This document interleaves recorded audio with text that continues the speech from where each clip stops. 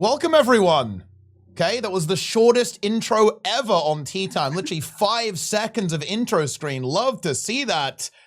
And, well, goodness me, what a show we have in store for you all today. We have got the return of Guild Wars to the spotlight, just as we have the return of Deroir to TeaTime. It's been such a long time, my friend. It is amazing to have you back on the show. And we're going to be talking about a whole lot of stuff, guys. We've got the future of the Guild Wars franchise. We've got the legendary announcement of Guild Wars 3. And to help me do that, we have, of course, got the incredible Sneb, Lara, and Deroir to go through everything that has been unveiled. Goodness me, what a time ahead. And I guess, first of all, I almost want to just talk about, like, how are we feeling during that announcement? Like, it was just a surreal experience, right? Like, until relatively recently, I don't think anyone was really going like, oh yeah, Guild Wars 3. We started to pick up on that a little bit recently, but even watching it happen, it was still a bit of like, what is going on? Is this really happening? That kind of moment. And I kind of want to ask Deroir about it because I feel like you were actually the most in the dark, right? Because we had a chat, right? We had a chat like before the reveal a couple of days ago, right? And you were like, wait, what? Is this actually serious? Is this actually real? So, like, how are you feeling about this, right? Like, from, taking a bit of a step back from content creation and perhaps, like, Guild Wars, you've got some important stuff going on in your life, like children, crazy. But yeah, like, what, like, walk me through, like, what the hell happened? Like, what were you thinking during all of this? I mean, I really appreciate you just texting me out of nowhere when you did just the other day, because everything would have just gone completely over my head. The teaser, the announcement, everything. I've been so out of the loop. I had no idea this was coming. And so just the 30-minute chat we had the other day, I was kind of like, oh yeah, let's get it. This is going to be super cool. And then I was convincing myself that I wasn't going to stay up late on Friday and not watch it. I was just gonna get up early like I usually do because my daughter screams in my face at like 5 a.m. and I was just gonna watch it there.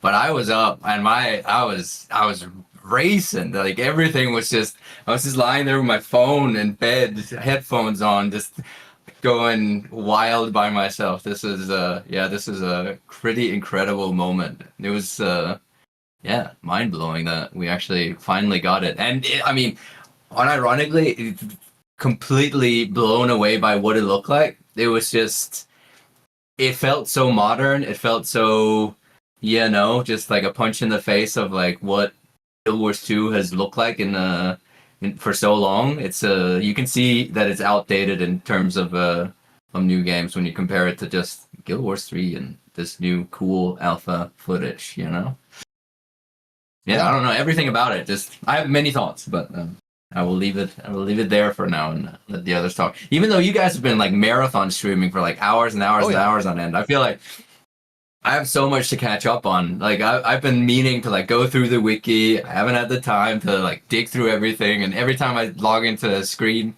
or a stream to watch what you guys are talking about, I keep seeing people just going down the rabbit hole, and I want to be right there. So yeah, I'm very excited for the chat today. Absolutely. And well, of course, what do you think, Lara? Okay, you were also watching, like, we are indeed going full degeneracy mode with the streaming as well. We love to see that. Sneb also kicking in there with the big streams. But like, what were you thinking about this? Because we've talked a little bit, and I think you were, look, I think you pointed out that I was like the Guild Wars 3 zealot, right? I was pretty confident that it's going to be 3. I think perhaps you a little bit less so, like less as like, oh, 100%, like it's happening, right? Like what was that? Relive with us, if you will, that moment when you saw it and like you realized what you were actually seeing before your eyes. Yeah, so for me, like I was suspicious, right? Because again, they sent like the teaser and everything, and we were all speculating, and we were all like, "Oh, what if it is a new game?" Right? But I wasn't 100% convinced it was gonna be Guild Wars 3 specifically. I was pretty convinced it was probably gonna be a new game, but I was like, it could be all kinds of games, right? It could be some single player thing, it could be like a spin-off thing, it could be a Guild 2 expansion, it could be so many different things. So I was very much going into the announcement being like, it could be Guild Wars free, right? Like I was very much hoping for that. But it wasn't like you were much more confident. You were like you made a whole video being like, I think they're gonna announce Guild free this year and stuff. And I was like, maybe, like I hope so. So then when like the whole trailer, I was having a blast watching it, but then especially when the word MMO popped up, I was like, yes. I was like, this is not like a single player thing. It's not like a cards game or whatever. No, it's a new MMORPG, and that's yeah. I honestly, my reaction was a lot of like, like I wasn't very coherent. The coherency kind of disappeared. And then like Colin also showed up after, right? And we don't see Colin very often, right? He's been back at the studio. We've known that. But like he doesn't usually show up in videos or interviews or whatever. So it was like, oh my god, Colin is here. I was just losing my shit. It's just kind of bizarre that it's a real thing because I feel like the idea of the Guild Wars free has always been like kind of unrealistic almost. Right? Like, it would be the thing where like somebody in the YouTube comments would write like, oh, Guild Wars 2, I'm not gonna play that. I'll play it when Guild Wars 3 comes out. And then I read that and I'm like, I kind of roll my eyes a little bit, right? I'm like, I don't think they're gonna do that. But they're actually gonna do that. It's actually freaking happening. And same as Deroir, I really like was just blown away by the fact that it's like modern graphics, right? Like we're so used to like Guild Wars 2 is a game like we saw first in-game footage in like 2010 or 2009, I think was the first time we saw in-game footage, right? It feels like such a generational leap purely in like the lighting and the foliage and stuff. And even though, we only caught a short glimpse of the actual game, I was just the whole time I was like, look at all the foliage and the scale of these maps or whatever, right? And like I have many thoughts. I can ramble for like 4 hours, but I'll hand it over to Sneb real quick before then. Yeah, and before Sneb speaks, really... I actually have to expose Sneb because and this to me is crazy. We were talking like, how likely do you think it is? And Sneb, bear in mind, Sneb said 70%. And here's the thing: he had already committed at that point that if it wasn't Guild Wars 3, he would shave his head and cover himself in Vaseline again. And he did that you have the shaver, right? He did that on 70%. Seriously, who would do that on 70% odds? I thought that's actually crazy, no? Well, like, what's going on? I covered there? myself in Vaseline. My skin was very moist for like weeks after. It was quite nice, I felt very pure and clean. Yeah. I included you in my video. Did you see the iceberg video? I did like the Guilds 2 iceberg and like the Sneb. I'm unironically like, so happy that you made that video. I watched that whole thing because otherwise I would have not understood what you guys were talking about right now. I still have the full VOD saved. I've just never known what to do with it. Like, do I just upload the VOD and be like, look, just drop have it. fun? Yeah. I thought about like commentating over it, but I don't know. It is very good content. Yeah, my wife spoke about it last night on my stream for a while, talking about her perspective. She told Darren gonna be bald again, or no? She told Darren that because Darren's is like, oh, do you think that he would ever do that again? And she said, if he ever does that again, it's divorce. Sorry, wait, whoa, that makes it so much worse. You were willing to risk divorce on a 70% chance? Look, what can I say? I took the gamble. Well, but I didn't know that's how she felt about it before, right? She just revealed this last night. And then Darren's is like, oh, why is that? She said, because it was extremely weird. Okay, what did you think about the announcement, Sneb? Lara trying to derail the stream. Okay, there we go. That's good. Thank you, Lara. Yeah. Appreciate that. The announcement, my perspective on the announcement can only be described in what could be called a shrill screech. A shrill screech, yeah. If you go look at my reaction, it's just me going, ah! Yeah, I had no words. I had all this like pent up emotion, right? It's like the creators of the greatest MMORPG franchise, and I was like, that's ArenaNet. I know them. And then the like weird war claw thing jumps out, and there's like the voice that's like very cinematic, and all this pent up emotion. I just screamed. I had to release the screech. It felt very good. So you were I was basically very excited. Someone made a compilation of all the streamers reacting to the announcement. I really appreciated watching that because that was good. That was a trip. I Just believe seeing it's on the excitement on Giraffe everyone's face. Wars 2 channel, if I'm not mistaken, actually. You can go and take a look at that. Yeah.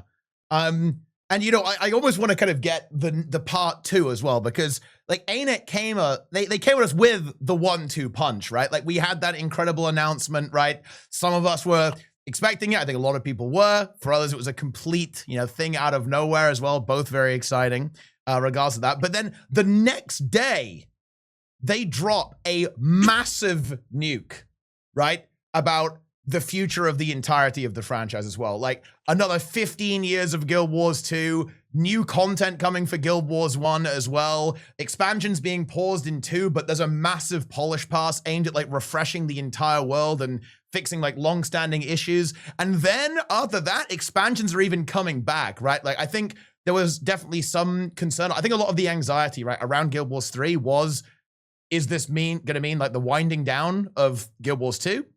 But no, it actually isn't. Like ArenaNet have flat out said, nope, it's going to be a bit of a pause while they kind of get a couple of things set up and get Guild Wars 3 ready to go, and then back on it as well, probably as early as 2028 as well. So that is pretty epic, I think, with their approach there. And kind of what I want to talk about a little bit as a bit of a topic here is, in addition to all the great news we've had, I think, it's actually the vision that I'm seeing from the studio that I actually find myself very impressed by. It just seems that over the years, ArenaNet has kind of struggled with kind of like having a very strong conviction with their development direction. We've kind of gone from this to that, like different expansion release models, right? Like living world, no living world, like a full pivot into, you know, like full PvE, kind of abandoning PvP and world versus world for a bit. Now we're back on that as well. But it really seems that the leadership at the studio has really found a strong direction and a lot of confidence, right? Like that's what really struck me about the communication, right? From Colin speaking at Summer Games Fest, from the studio update with Colin, Grouch, and SCW for Guild Wars 1. It's just, there's a confidence there, right? Like a surety in what they're doing that I found incredibly compelling. In addition to the, you know, what they were talking about, just the demeanor they have was very impressive to me, actually. And like, you know, I guess bit of a ramble there, but like, what are we thinking about like the future direction of the studio as a whole? It just feels like in a weird way, we've scaled into the late game and we finally found our stride in terms of Guild Wars. Who's going on that? Who's going in? I think that just in general, like, I think you're right. I think first of all, I think it was so smart that they did it as this video, right? Where they just had like sort of I guess Colin may be the game director for Guild Wars 3, and well, he's the studio head, right? But you know, we saw like you know, SCW talking about Guild Wars 1, we saw Grouch talking about Guild Wars 2, and then right, like so just seeing them sort of together, like I think that's a powerful image. And then I really like that they just like came out, and one of the first things they said was like, "We are not here to replace your game." And I think that's kind of risky about the name Guild Wars 3, right? I think people kind of see that and they're like, "Oh, that's the next one. Like Guild Wars 2 is gonna be old now." So I think it's good that like immediately the day after, they immediately had this video and they're like, "We're not here to replace your game. We're gonna continue supporting it for many years to come." And I think they kind of put their money where their mouth is, right? Like by immediately also going over a concrete list of things that they are doing. So I think it was very smart because, yeah, just in general, like I think if you do an announcement for Guild Wars 3, people are immediately going to be concerned about Guild Wars 2. I think what really helps is that they've kind of like with the confidence, first of all, they seem really confident, but I do think they've kind of proven that they can do stuff like this, right? Like Guild Wars Reforged coming back, of course, was a big one. Like when Guild Wars 2 came out, Guild Wars 1 support kind of ended, but now they're working on Guild Wars 1 again, right? It's like we can see that this is happening. This is not just something they're saying. We have seen them go back and do stuff in Guild Wars 1 again. And then I think it's also quite helpful that there was a line where Colin said, like, if we would have done it the same way as last time, we would have stopped working on Guilds 2 like years ago, like over a year ago, I think is what he says. So I think it's kind of nice to know that they've already been doing this thing where they're working on Guild Wars 3 and they're also putting out Guilds 2 expansions at the same time, right? So it sounds incredibly ambitious to like support all of these games. But again, I do think that there's some evidence that they are actually able to do that. Are they able to do it perfectly? Well, we'll have to find out, right? Like only the future will tell. But I think that at least there's a certain degree of trust that they've built by showing us that they can do this, right? Like they have been doing this for like a while already, where they're doing multiple projects at the same time. I think it's a brilliant business idea. Absolutely brilliant. The reason it's brilliant is because they've now set up essentially 3 Guild Wars worlds in 3 different timelines. And this makes it very easy to add content to something like Guild Wars 1 and then make adjacent content or little nudges like, hey, you know, shout out to Guild Wars 1 in Guild Wars 2. They already kind of have done this with Guild Wars 1 and Guild Wars 2 to some extent. But now just because, you know, Guild Wars 2 is in the future, but it's going to be so much bigger now. They can create content in timelines where they shift people back and forth from the different games. And there's reason to go to the different games because they're connected but different and on different timelines. So if you're a real fan of the narrative, of the story, of the world, the lore, you're naturally going to want to go back and check out each game. This is perfect because it just sort of keeps the consumer in the Guild Wars ecosystem. I love it. I think it's brilliant. It's going to be so exciting. I've been going back and playing Guild Wars 1 a lot since they've been updating that. And I know that in the video the other day, they were kind of talking about how they want to work with Guild Wars 1. And I'm a huge fan of this. I think it's so exciting to be able to play all of them. Yeah, and that was something that was even mentioned in the studio update, right? It was like, look, you know, find your home or play all of them as well, right? That's what they want. They want you to be trapped forever in the world of Tyria. You will never escape. Now, but yeah, I cut you off there real quick, actually, Deroir. What were you going to say? That's all right. I was just going to say, and I love that for everyone that's excited about all the 3 games. I find myself questioning whether or not I can actually stick around for Guild Wars 2. Like, back in the day, I immediately jumped ship from Guild Wars 1 when Guild Wars 2 was announced, and I've kind of, ever since this announcement on Friday, I've kind of been going over those same thoughts and feelings. It's not like drop it like it's hot, but I do feel that the pull to log in got slightly less pulley, quite suddenly. It was just, well, okay, cool. I might just put this on the shelf now until something new obviously comes out. And then focus on other things until the 3rd one is here, and then go ham there. Because I genuinely, Guild Wars 3, what it looks like, and I know that we've literally only seen 1 minute and 50 seconds, it looks amazing, and it got me excited. It got me hyped for something that I wanted to get my teeth in. Like, I wanted to just dig in immediately. I'm patient enough that I can wait for it.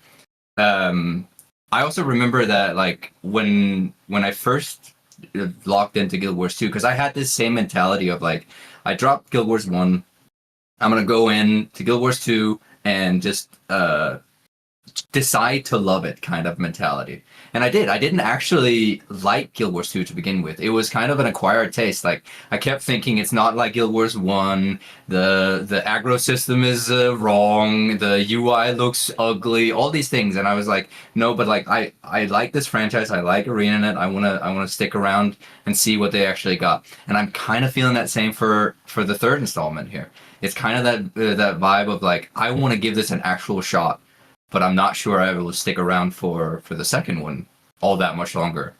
like, yeah, I'm excited for people who are excited for having all three of them. But I have not touched Reforge.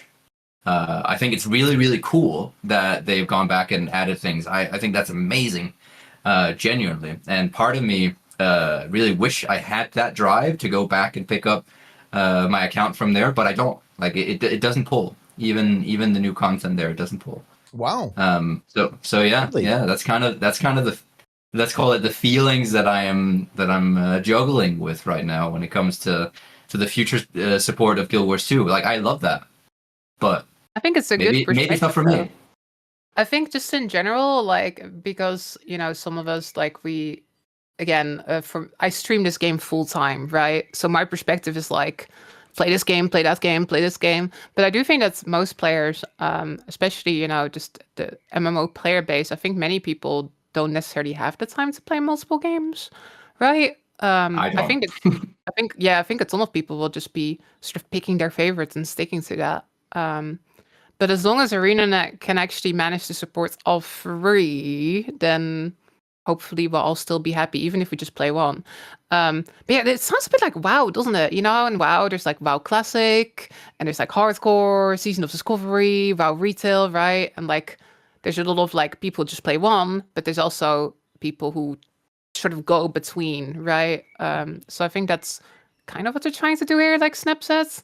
Like, if you are the kind of person who's like really engaged and you play multiple MMOs, then maybe you'll end up playing multiple Guild Wars MMOs. Yeah. Well, And I would if it's actually like- argue if that it's- the engagement, it sort of depends on what kind of player you are, right? Like we could say Yeah. that somebody who's very engaged plays all three games, but we could also say that somebody who's very engaged just plays one game. It depends on what Also, kind of player you are. Maybe you're somebody who really likes to dive really, really deep into one thing and learn all the systems perfectly and be super, super knowledgeable. Or maybe you're somebody who's engaged, but in more so of like, I like the lore, I like the story. I don't really care about having the best gear or whatever. I just want to jump in, complete the story, and move out. And in that way, having three games being developed in different timelines, that works really well for you. You're still engaged, but just in a different way. And this is why I think this is a very good business idea, is because now you're able to keep different kinds of players engaged in different ways. And that will be very fruitful for them, I think. Yeah, and I I think also. Oh yeah, I was going to say, just, real quick. Also, I think that there's this idea that I've got this comment a lot, right? Like that Guild Wars 2 will be severely damaged by Guild Wars 3's release, and there might be some element of truth to that, but I think nowhere near as much as people think, and maybe even in the other direction, because of course, like Lara just brought up classic WoW, and I think it's the perfect example. And this is something that ArenaNet have really emphasized here, is that 1, 2, and 3 are going to be very distinct, and they've really been emphasizing that 3 is big new ideas. We are changing things. We are giving you something that you have never seen before in MMOs. And that means that they aren't really going to be cannibalizing each other. Because again, in the context of World of Warcraft, I wouldn't say that, classic WoW and retail are like eating each other's player base. It's actually, in my opinion, completely the opposite. I think that retail WoW and the population in retail has benefited from classic, and the other way around as well. Because like when there's some content downtime in retail, then people will go and try out one of the other modes. Like they'll go play hardcore, or they'll try season discovery, or prop hunt, okay, or whatever their crazy stuff they're cooking up in the game. And the same is true, with classic as well. Like there are lots of players who will give it a go and see what's going on and experiment with both of those games. So I actually think there's a lot of potential upside for all of the games involved to kind of have a really mutually beneficial relationship with each other, especially when you have the Hall of Monuments system as well, right? Because of course, like Hall of Monuments is a system that's going to encourage players to try different versions of the game that they are currently playing, but you can get some free stuff, and who doesn't like a little bit of free stuff going on there? So I actually really like this approach. I think it's worked out extremely well for the MMOs that run this, because it turns out that different groups of players want different things. And if you try and make your game suit every player, it's just going to suit nobody. You're much better off having a kind of a curated, specialized experience and then trying to run multiple versions, or in the case of Guild Wars, simply different games entirely across like as a franchise of sorts, right? To keep different player groups happy. So I think that's it's a very, very good approach. And I was just extremely happy about it. Like in many ways, the studio update and how they're thinking about all of the games was almost like as impactful to me as the announcement of Guild Wars 3 itself, because I think it's going to be incredibly beneficial, I think. For anyone who likes Guild Wars, any Guild Wars, this is really, really good news, in my opinion, just overall. Yeah, Plus the I think franchise on you've- people's radar, right? Yeah. I think you've pointed out something really important. In a way, you've suggested that Arena has learned their lesson from Guild Wars 2, right? In Guild Wars 2, it felt like they went so big, right? They tried to completely revolutionize the MMORPG genre, and they did in many respects. But then they tried to do it in a whole bunch of different game modes, and they tried to do all of these different things at once, and it was really hard to maintain. And so then you had people that really fell in love with esports and PvP, but when they didn't maintain that, they got really disappointed and frustrated, and they felt like there needed to be more and more content. You had people that really fell in love with raids, but then they never felt like they were getting enough content. And so this perpetual problem, I think, is going to be hopefully solved in Guild Wars 3, because they've learned that it's okay to appeal to different players in different games and in different scenarios.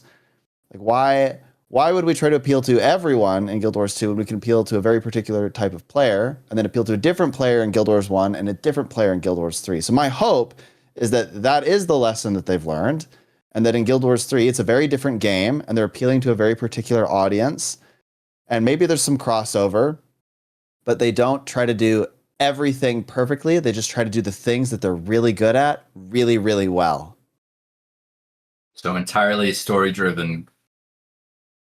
Well, no, like, yeah, I'm I actually think here. the best thing that Arena right now, the best thing for ArenaNet would be to do something that's very movement oriented, like they said, right? They're really well known for the mounts and the way that people traverse the maps and exploration and all of those pieces. I think they should really go hard at that. And then it looks like they're going to try to make combat around that movement. So to me, that would be really unique and special. And then what they're also good at was in the original Guild Wars 1, the breadth and depth of builds as a consequence of the skill system being like Magic the Gathering, right?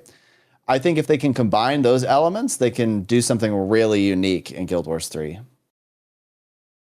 They said skill collection on the Steam page, Yeah. right? Yeah. I am I want that. super excited to hear like how they're going to approach class design. And what I love is that about ArenaNet as a studio is that I feel they are actually really unpredictable. Like I have a hard time imagining exactly what they're going to go with and like how they're going to go with it in terms of like how class design is going to work, like how the combat system is going to work. They're talking about it being momentum based, right? So maybe you can like, you know, if you jump on someone from high ground, you do more damage, right? Like kind of bringing back some of the terrain stuff from Guild Wars 1, right? Like in Guild Wars 1, you know, if you shoot down on someone, you get more damage, right? And you even get more range too. That's actually kind of the case in Guild Wars 2 as well, actually. But I feel like it was kind of emphasized quite a bit in Guild Wars 1, which I think was a really, really fun thing. So I'm expecting a really dynamic combat approach. And more importantly, just something that is going to be different, right? Like something that is going to be new. And yeah, it certainly means that I would caution people to think, okay, I can't wait for world versus world, exactly like it is in Guild Wars 2, being moved into Guild Wars 3. And pretty much guarantee that's not going to happen. I think we're in for a really different experience, right? Like in terms of something we haven't really seen before in the MMO space in Guild Wars 3, which I think for me, that is more exciting than anything else, okay? Like we have been playing these games for so long. There's nothing new under the sun. These devs can't surprise me. I know what they're going to do, okay? But Guild Wars 3 is the opportunity to really push the genre forward again. Like, you know, we haven't seen that for a while. So very exciting. I remember a long time ago on TeaTime, we were speculating for the release of Cantha in the future and how the faction system would kind of take form. This is a throwback to many years ago, but there was a speculation of like, what would an open world kind of world versus world situation look if it was like faction based? And suddenly, when we were talking about like the guild wars actually being maybe the scene of the third game, my mind kind of went to that discussion, because it was like, well, how would world versus world or PvP actually look in the guild wars? Now it doesn't really look like it's going to be the actual guild wars, at least from what I can kind of assume. It sounds more like we're gonna join this Veil Guild or whatever, and it's gonna be the story of the six gods, the God Saga or whatever it'll be called. And we've dealt with the dragons. Now we go back and we have the pantheon of the Greek mythology unfold in a fantasy universe, you know. Yeah, so I part of me really hesitates to think that there's even going to be any PvP kind of at the start of it all, but at the same time, I can't imagine Guild Wars without some kind of player versus player element to it. Like World versus World is probably the one that's going to survive. I'd be very surprised, because I think, you know, in a weird way, like PvP is not like the big popular game mode in MMOs, but on the other hand, it is almost like an expected feature, right, of any kind of like full-bodied MMO production. So I'd certainly expect there to be something like that, right? And some kind of PvE stuff that's going on. It is ArenaNet, so I think there's going to be a pretty big focus on your open world, your exploration, right? We've already seen some really, like, I love this stuff, by the way. I am a massive parkour enjoyer. I love climbing. I like running around on stuff, and we've seen some really fun footage of being able to, go much further than that. You can run around walls, probably leap off them, and do all sorts of Spider-Man style acrobatics all over the place. That's going to be content, that's for sure. So that's going to be a big focus of the game for sure. But I definitely do hope we actually have some kind of competitive element. And there was a bit of breaking news today, actually, Deroir. Colin was talking to IGN a little bit about where the game is, right? Like, and when it is.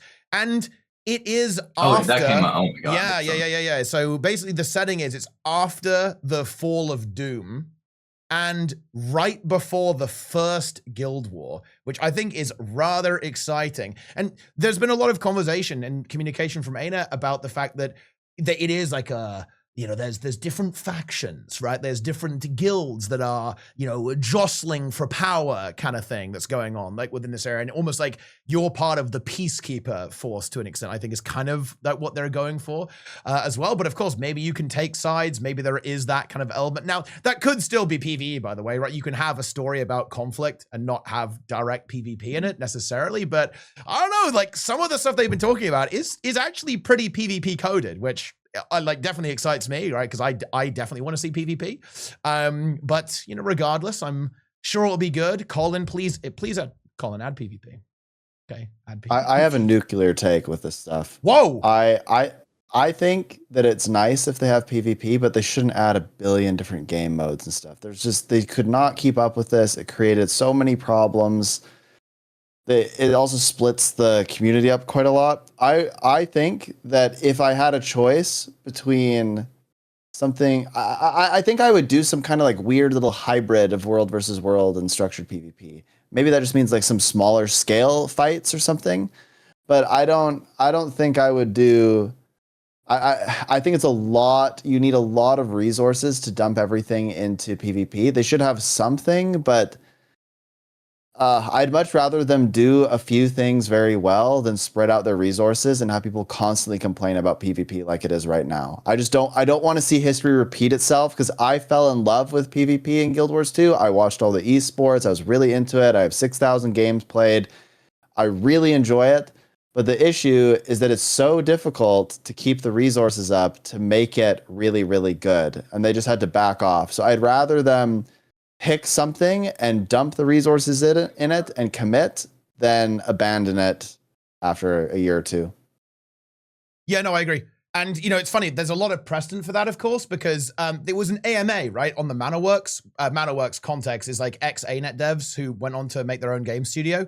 And I think it was Isaiah Cartwright who commented, like, the thing that went wrong with Guild Wars 2 was overscoping. right? Like not maintaining all Yeah. of those game modes was a really big problem. And well, I mean, history really bears that out, right? That's been one of the key challenges that I think ArenaNet have only now really got to grips with under the leadership of Grouch, right? Is like actually maintaining PvP mostly, right?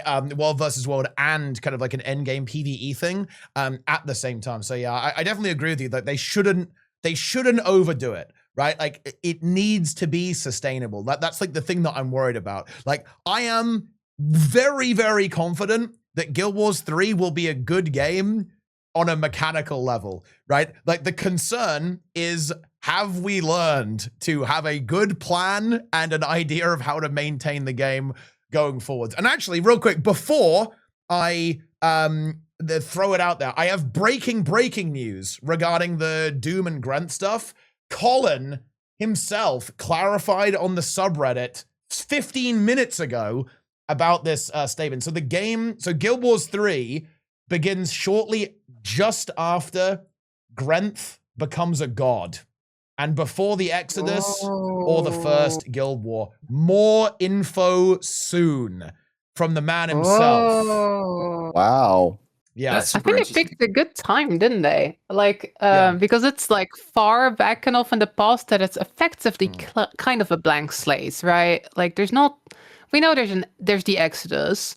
We know there's the Guild Wars, but like, it's kind of most of this lore is very vague. So I think they can play around with it a bunch. Like we saw this because of course we suddenly had a Codan in the trailer. So I think they've got enough freedom to like sort of like mold the lore into what they want it to be. You know what I really want? I want like an article. And if you remember back in the Guild Swan days, when they first announced Guilds 2, they did like this massive lore article called The Movement of the Worlds, where they sort of like talked about how the whole world had changed. There's like a section on Tyrian, one on Canva, one on Alona. That's like where we learned a lot of the lore about like Palawa Joko taking over and the tidal wave, Lion's Arch being flooded and stuff. I want something like that. I want like a large, nice, juicy lore article that sort of sets the stage. Because it's, yeah, there's just so much they can do. I want to learn more. They said they'd tell us more about the setting soon, right? That's specifically what they ended their sort of blog post with. Soon is relative, but yeah. Part of me Yeah. was really excited for Doom to still be, I don't know, the king of the gods. I would have loved to see the fall of Doom. Yeah. Everyone talks about the fall of Abaddon, but like the fall of Doom. Just imagine this. Let's go. Guild Wars 3 launch. 2 weeks later, first raid, endgame, PvE, analog thingy, whatever it is, whatever format it is. First raid is you fight alongside Grenth to depose Doom. Boom. But I mean, maybe it could Think also of have been that Doom and Abaddon were the good guys, all along. I want that storyline. I want all the other gods to be the rebels that stood up and deposed the kind gods that were trying to. I don't know. I want something like that. I want all of the assumptions to be flipped on their heads. I want Dwayne to be the bad guy, not the angelic leader of everyone. I want Doom to be the good guy and Abaddon to be trying to save humanity from what? I don't know. Because I mean, all of these things that we know about the gods, like Lissa, like creating illusions and removing people's memories so that we wouldn't remember where we came from or the history of the gods or whatnot. Like, there's a lot of little sprinkles there that the gods weren't all that great. Yeah. I want that story. That's the flip it all on its head kind of story that I want now. Because it's a blank slate. We're back there. We get the pantheon of the gods. We know that they are. I was about to say human, but they have human traits. We've defeated Balthasar. We've defeated Doom. We've seen them. We know that they are just fallible creatures, and I want to see them be that. I think you're probably going to get your wish, right? I think. Because that's already been a little bit explored, right? In Guild Wars 2. Because obviously Cormyr said, yeah, good luck, guys. See ya. And obviously Balthazar as well. Not exactly the best guy out there. Little, little feisty, little mischievous gamer over there in Path of Fire. So yeah, I think there's actually a very high chance that ends up getting explored. Maybe not in such a direct way as Balthazar, but definitely on kind of like the scheming, Game of Thrones style, like politicking that might end up happening there as well, with all these kind of like weird alliances and pacts, and obviously, yeah, a little bit of devious scheming from the gods themselves as well. I think it should be really good. The setting of Guild Wars 3, I think is incredibly exciting. Right? Like they've picked a very good time to do it. Like a very good setting, I think, for a new game. It's a little bit giving me God of War, like the early games of like fighting the gods and the titans kind of vibe. Especially now with Unreal Engine being the base building block for this game. We can actually see scale. We can have huge maps. We can have massive creatures. Nanite, let's go. There's so much potential in using Unreal Engine for this game and the lore that we have. I mean, I'm imagining giant fights where we crawl up these creatures like Kratos going up. Honestly, going up Mount Olympus. Honestly, that's kind of the vibe that I want to see with all this freedom of movement. Yeah. Scale. Did you see this piece of concept art of like Balthazar? Yeah, I saw and like that. this Balthazar statue, Massive. and then if you like zoom in, you see like this really small like figure, and then like I thought it was just a statue, and I was like, holy shit, it's like this massive statue, right? That's what I want to see in game. That's the scale I want to see. Just the giant statue. You look up actually in the game. You turn your camera up, and it's all there, and you can climb the whole thing. I really so much liked just the scale of the environments. Like there was this shot at the end of the trailer where you see like these characters standing on this like sort of cliff, right? And you see like this like huge sprawling open area. I desperately on my wish list, I want the world to be like seamless. I don't want like portals going from one map to another. Like if it's like a really huge open world and there's a couple of them with a loading screen, that's fine. But like what I really want is like one giant seamless map that you can explore, like kind of Breath of the Wild style. The downside to that is maintenance, though. Downtime. That's true. Yeah. That's the one thing that ArenaNet has always had is they don't have downtime because they have all these segmented servers. Mm-hmm. So. Yeah, that's true. Doesn't WoW? I'd give up that though. I'd give up some downtime for the seamless world. I didn't realize how big of a deal a seamless world was until I played WoW Classic, and then suddenly I was like, "Wow, this just." There's a certain feel about it, right? You feel way more engrossed in the world and immersed. It's something very special. I don't know how to describe it exactly, but when I just stumbled upon other players randomly, rather than I feel like because of how the servers work in Guild Wars 2, you're constantly like trying to join other people's instances and stuff, and there's so many loading screens that it does sort of disrupt your immersion a lot more than you'd imagine. It's not to say it's the worst thing. There's just pros and cons to it. I would like to see a seamless world as well, though. I think it's doable. I think it's doable without without having like maintenance or anything like that, or any kind of downtime. Because I mean, theoretically, you could shard the entire world, right? Like, and the game is essentially running multiple copies of itself. And you could just, like when they need to patch the game or something, like you can stay on the old copy for a while and then just join the next one. So I think it is conceivable. I think the actual challenge with that is like, how do you manage like having loads of players around? Like that is challenging. Because like the really big advantage of Guild Wars 2, and I think a big reason why Guild Wars 2 is the way it is not a technical limitation, really. It's a very strategic design choice, because when you have discrete copies of the world, that actually makes it really easy to essentially say, right, okay, player A, B, C, you're going in that map, right? You're going in this one, you're going in that one.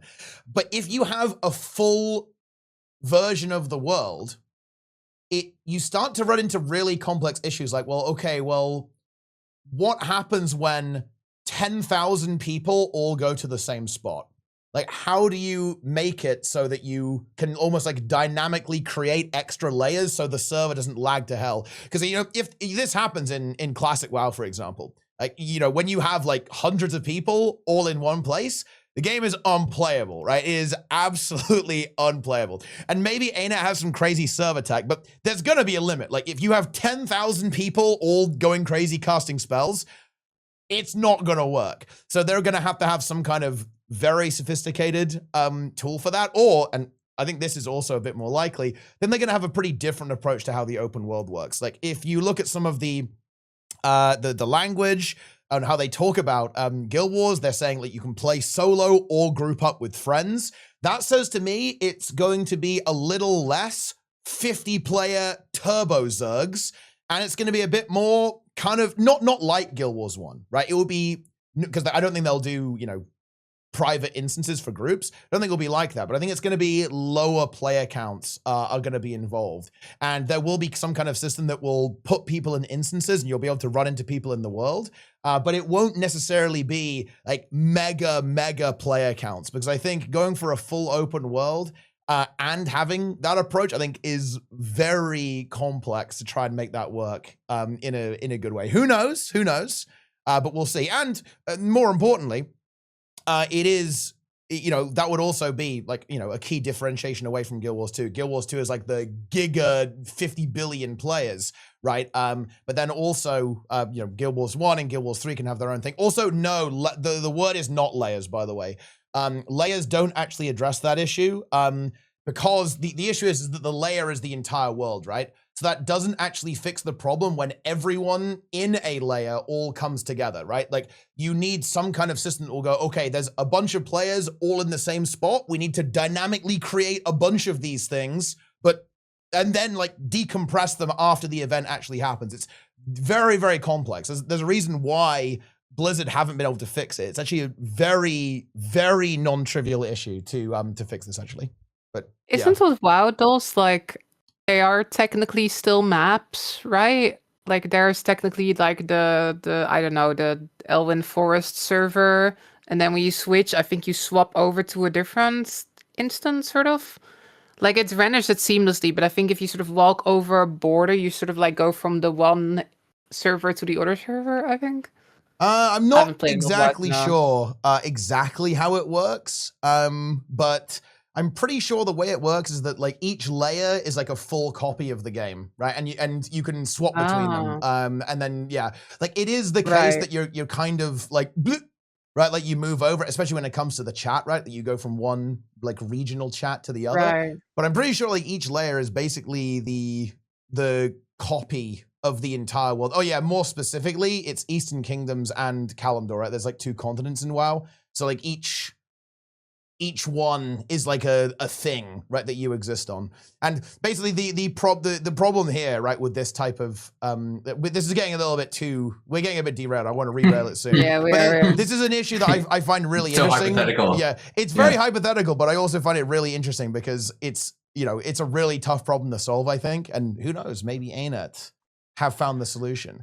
But yeah, it is a very tough problem to solve because it's more like how do you create a system whereby you can have players spread out all over the world, but when they come together, the game doesn't lag, right? Yeah. So you need to make it so that it's not overly crowded when people come together, but also not like spread out enough that you never encounter anyone. Like this is kind of one of the problems with, well, actually this is, no, I won't say that because that's a separate issue, but never mind. Right, back to the topic at hand.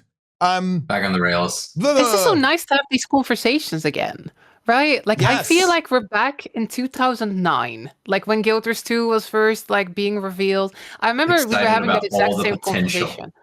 Yeah, I remember us being like, oh, do you think Guild Wars 2 is going to be seamless? And then there was, like, a screenshot that showed a map portal. And then we were all, like, on Guild Wars 2 Guru being like, oh, no, there's a map portal.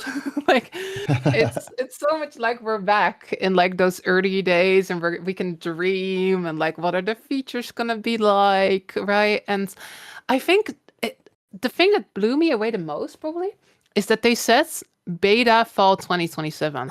That is not very long from now at all, right? Like I thought like if they were going to do a Guild Wars 3, it would probably be like several years away, but they seem really confident about that timeline. And that also means that like, you remember when Guild Wars 2 was coming out, they basically, the first 2 years they were pretty quiet, but then they sort of did all the reveals and the class reveals and stuff over like a course of 3 years. Well, now there's only like a little bit over a year till that fall 2027 date. So I think that might mean that the news might be pretty dense, right? They don't have that much time to like reveal all this stuff. Like, are we having classes again? Like, if we are, like, what are the classes gonna be? What is the lore gonna be like? What are the systems gonna be like? The combat, like, I'm stoked. Just to be in this like hype train, right? We're all on the hype train, and I'm having a great time.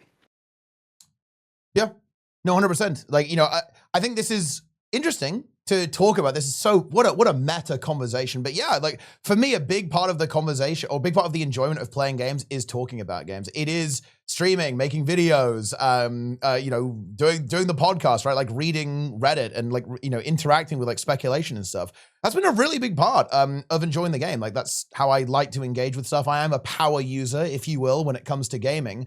And yeah, like that was one of the reasons why I think I became a bit more disengaged with Guild Wars 2 over the years, is because the conversation was over. Like there was nothing left to say about Guild Wars 2, to be honest. Like every conversation had run its course. But now we are so back, okay? Because we've got a whole new game, a new era. Yeah, we've got all the conversations. We've got tea times for days, okay? Well, for years even.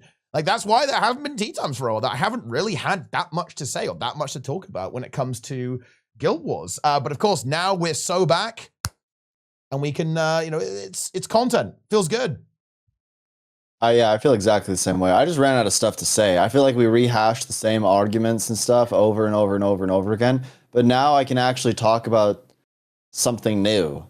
I think that's the most exciting thing. I don't even necessarily mind what kind of game it is or what innovation they're doing. I think it's the fact that it is an innovation, that there is something new.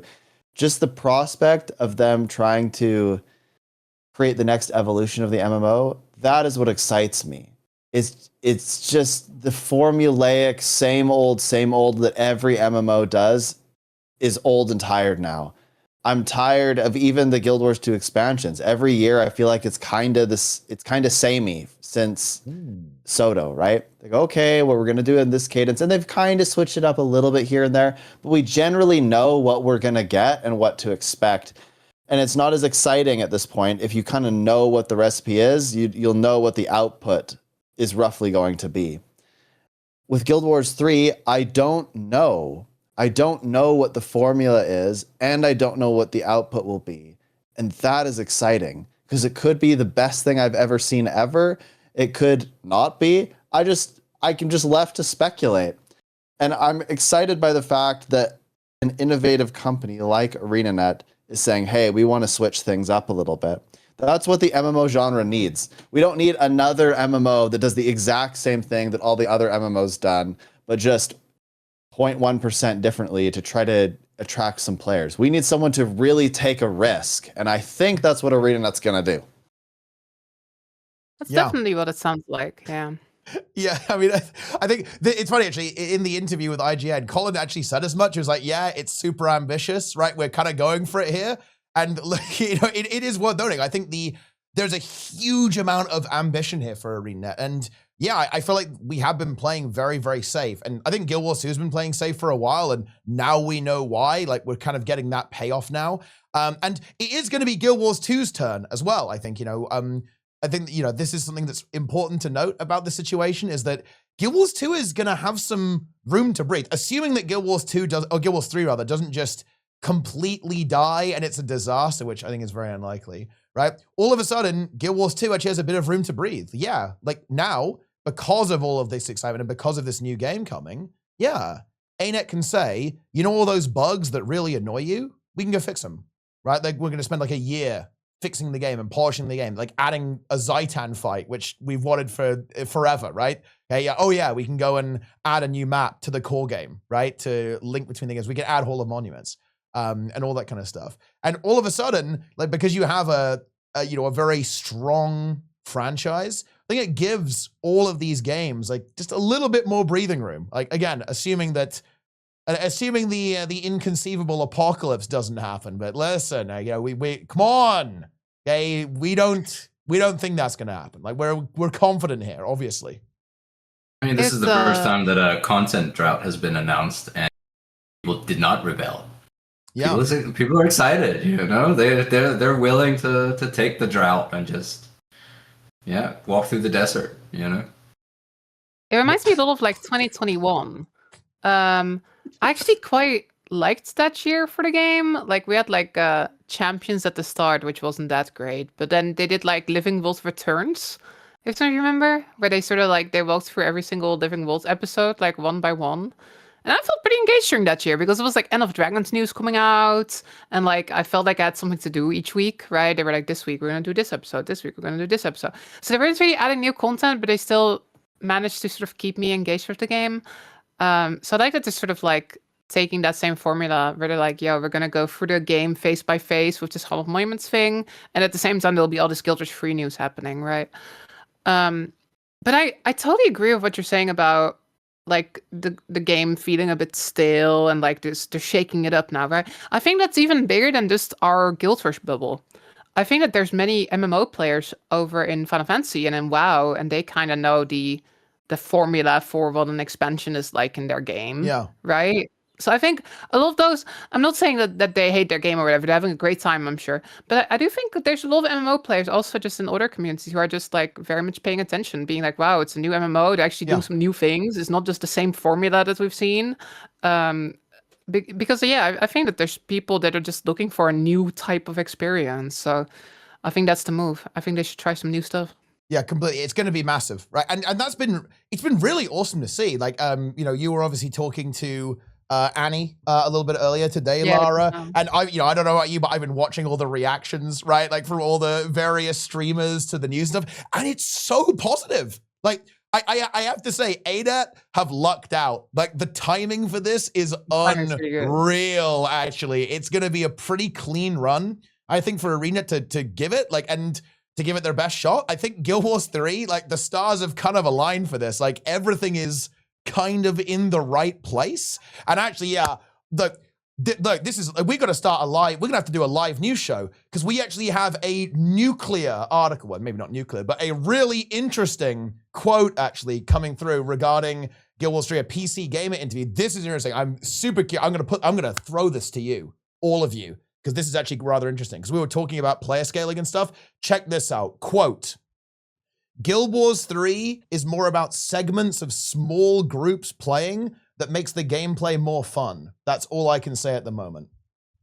I like that. Well, you kind of called that, didn't you? Are we talking about it like once again, I am correct. I am vindicated. I'm always right. I am the prophet. I am the seer. But that's interesting. So we are looking a bit smaller scale, right, with that. Like, what do we think about that? I'm a huge fan of this. Huge fan. One thing that I think makes Guild Wars 2 special is sort of these big events with lots of players, but there's some pretty dramatic consequences to having a lot of players, whether that be technical, because there's like insane lag in World versus World sometimes, or even doing some world bosses, or whether that be from the player side where you can't see where your character is and there's a million fields on the ground and you don't know what's going to happen and blah, blah, blah, blah, blah, right? This is really challenging. I think it's much better to focus on smaller scale stuff because it's easier to manage, easier to balance. And I think ultimately it puts the responsibility in the hands of a fewer people. I could go into the leeching rant, but I won't do that. Again, just lots of consequences by having lots and lots of players involved. Convergences take forever to get a group for. Like if you're the leading it, you have to wait so long. I'd much rather be able to just get in and play. And there's some sacrifices that come with not having as big of events or big group content. But I think focusing on smaller content makes it so that it's much easier to focus on. It's much easier to produce the content, balance for it, and get people in the action quickly. I'm pretty certain if you asked 100 Guild Wars 2 players what one of their biggest frustration is about Guild Wars 2, that many would say finding a group or finding people to play with or just getting in there and doing the things. I even had a conversation with somebody this morning where they're like, I can't find people for fractals. This is so common that I'd much rather them in the new game focus on fewer players, but better content. I wonder how that'll manifest though. Like, is it going to be like the open world is also going to focus on the smaller segments of players, or is it going to be instances, instant content?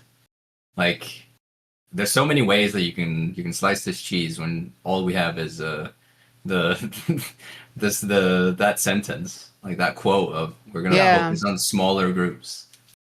I hope they don't go full Guild Wars 1, where it's like the world is instanced. No. Like, I want to run into like random people and make friends like out in the open world and stuff. I think you will.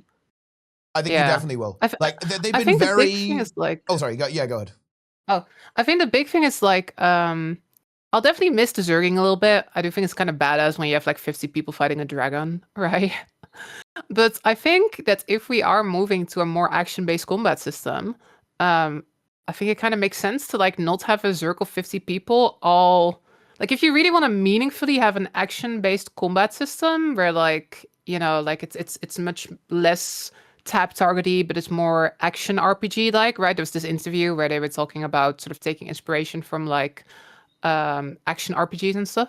I think if you want to do a system like that, it might not make as much sense to have 50 people on the screen at the same time.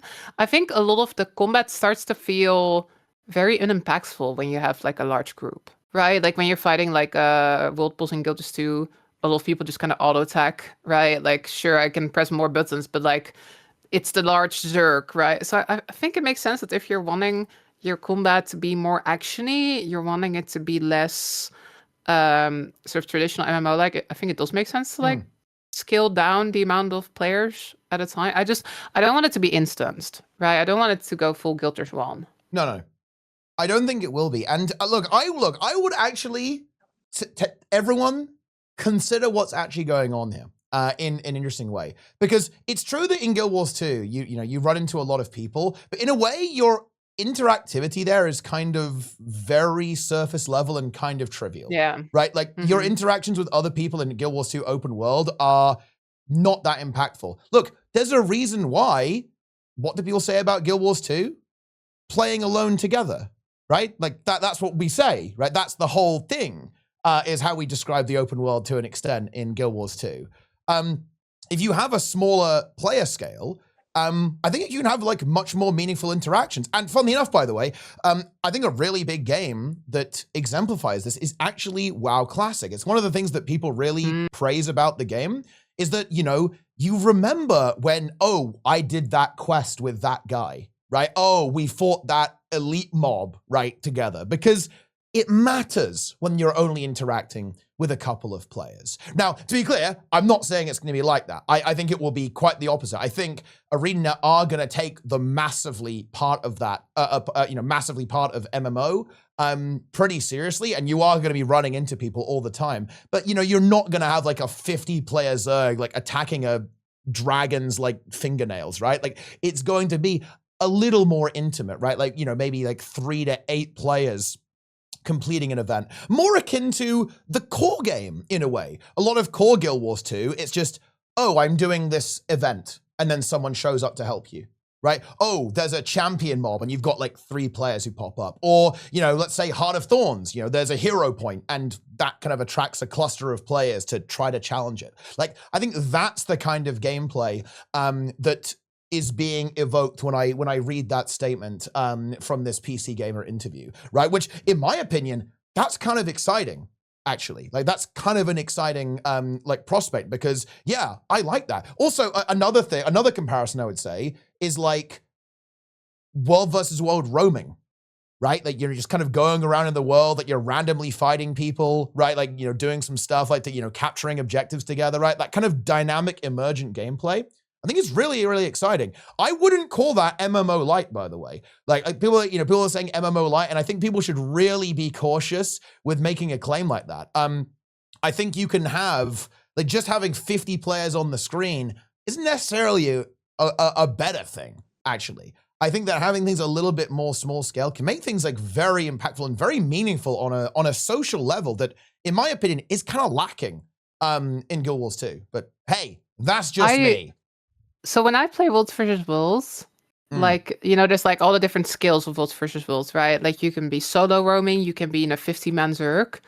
I generally have the most fun in Worlds versus Worlds when I'm running around with a group of like 6-7 people. Yeah. Like a small squad kind of. Because it feels like what I do matters more. Because instead of like, oh, I'm one of the 50 people, right? Like we all kind of have to play 6-7. together. They're all typing 6-7 as well. 6-7. I'm You never have to doing do, this again. Lara, He you have to really, do it. he You really have is to the do sumer. it. Oh my god. Yeah. The sumer of Yeah, the show. Oh my god. No, but like I do think that genuinely, like I'm down for that. I don't want it to be like you said an MMO lights. I don't want it to be like you only see people in towns and you have to party up like Guilters 1. I do want to run into people, but I'm fine if we're not like zerging. But I do want to run into people. And also, by the way, they didn't say there's never going to be a situation where you have, let's say, 20 plus people. Right? Right. What's the exact quote? Hold on. I mean, Would there's you- also. Would you like me to read it to you? The full quote. Yes. Yes. Okay. We also have to consider that this is going to be for PlayStation, True. which I mean, the Cirque gameplay on a PlayStation doesn't read all that well. Might be It's kind of rough. like from the trailer, it looks like it's much like the camera is closer to the character, over the shoulder. We are more in the combat of it all. We're close. We can't just, well, maybe we can, but on commonly on PlayStation games, you don't zoom all the way out and get the full action of 50 or 100 people just slashing away at the same thing. So maybe that's the ideology that they have here, is that it has to be legible for everyone on both platforms. Here is the full Yeah, quote, and- by the way. I will also link the article in chat. It should go to all of the chats if all of our wonderful gamers want to Oh, there read it it. And yeah, it's PC Gamer. it's from the Aeon 2 or Aeon 2 producer. Okay, and here is the Okay. exact quote. I can't reveal too much because Guild Wars 3 is still under development, but there is a directional difference. Aeon 2 focuses more on massive numbers of players, like Realm v Realm. The more users, the more fun. Whereas Guild Wars 3 is more about segments of small groups playing that makes the gameplay more fun. That's all I can say at the Right. moment. Very mysterious. Huh. Yeah, I think it especially makes sense if they are doing action combats, right? Like we've seen this action, what was the action adventure MMO they called it? Like if you're truly having to like read what's going on, right? If you're really having an action combat system, like imagine like playing like Elden Ring with like 50 people fighting the same boss. Like that could be a bit strange. So it could make sense for it to be smaller groups generally. No, I think it will does make embrace it sense. wholeheartedly. Like if Yeah. you're going for it, Yeah. look, because I'll tell you what, a game that is a bit of a meme at this point, but New World has action combat, right? And I'll tell you what, when Set the game. when it got to like 50 people, it was a bit of a clown fiesta. I mean, don't get me wrong, it was actually still rather fun, actually, in my opinion. But where New World actually really shone was in the smaller groups. I played a lot of the beta with Jester, right? And we would just go around like doing open world PvP and roaming around. And, you know, you just run into people, right? And seriously, like I think New World, I'm expecting like Guild Wars 3 in a way to be a bit like New World plus, like a non-scuffed version of New World. Mhm. And I'll tell you what, that full open world, seamless open world system, right?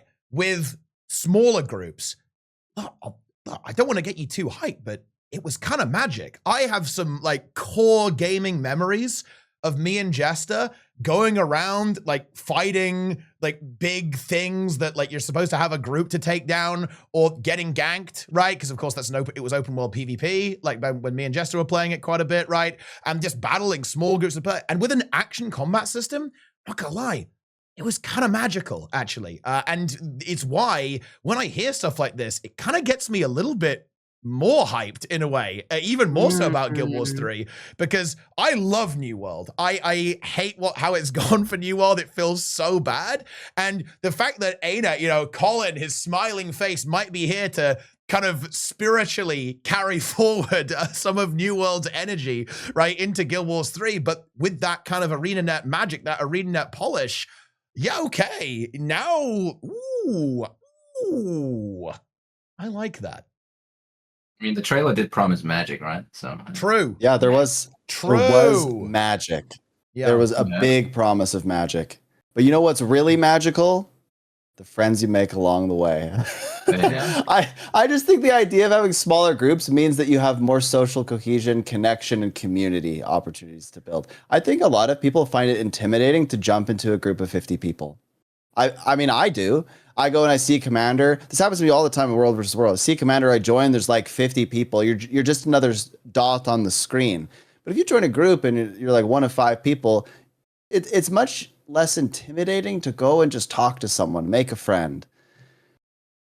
I would argue it's even the same with 10-person content and raids. You go in, it's intimidating to go in as a newer player with 9 other people. It just is. But it's way easier to jump in when there are fewer people and ask for help and connect with people. Making friends and socializing, to me, is what MMOs are all about. It doesn't have to be the main focus all the time, but it sure is a huge plus. And I know many people that have met their spouses on MMOs, or many people that have made lifelong friends. I'm one of them. And I think it's just easier to do in smaller groups. So if the game is pushing you to smaller groups, maybe not all the time, but more times than not, I'm good with that. Yeah, it's odd because like recently I've been playing a lot of Guild Wars 1, right, with Reforged and the 20th anniversary. I talk to people more when I'm like in a Guild Wars 1 party with like 6 people in the Shiver Peaks or whatever, than if I'm like in fighting Chuck Garand with 50 people on map chat. Right? Like when I'm with 50 people on map chat, I'm just kind of auto-attacking, I'm just kind of looking in, right? But like when I'm in a small setting, that's usually where I do end up making friends. Yeah. My best memories are also the low man content, so to speak. It's or not low man, but like the raiding and the fractals and all the groups and the friends that we made along that way. Yeah. I mean, yeah, I don't recall the last time I typed anything in map chat. Wow. I mean, why would I? Whoa! That's kind of the vibe that it usually evokes, right? It's just you are one among many. I do love a global chat. New World had this, and I love it. It was so good. WoW has this too, right? Like you have like world chat. It's so good when you can talk to everyone. Oh, I do like that. I admit that. But yeah, I guess I do want to kind of like slightly reassure people. Look, I'm pretty confident there are going to be situations where you're going to be around a lot of people, but that's just not going to be the focus of the game, right? That's what that message sounds like. Because look, it's always fun to see like a huge amount of players like going around doing stuff. It might just be in a little bit of a different format, right? And hey, look, I thought, people don't like the fact that you kind of pixel stack on top of each other in Guild Wars 2. It's very possible that, you have like a large battlefield, you're fighting loads of monsters, but people are just a bit more spread out, right? Like, you're not like stacked on top of each other in a giant blob as well. All that kind of stuff. I think there's a lot of possibilities for kind of having a little bit more of a focus towards the small scale gameplay and still having opportunities for, relatively large groups as well. But also bear in mind, like, the whole point of what ArenaNet is doing is that these games aren't going to compete with each other. Like Guild Wars 1 is this co-op style game, like with, lobbies in a way, and you then have, henchmen, you can play entirely solo or you can play with other players. Guild Wars 2 is the big open world, 50v50 world versus world, big meta events, all that kind of stuff.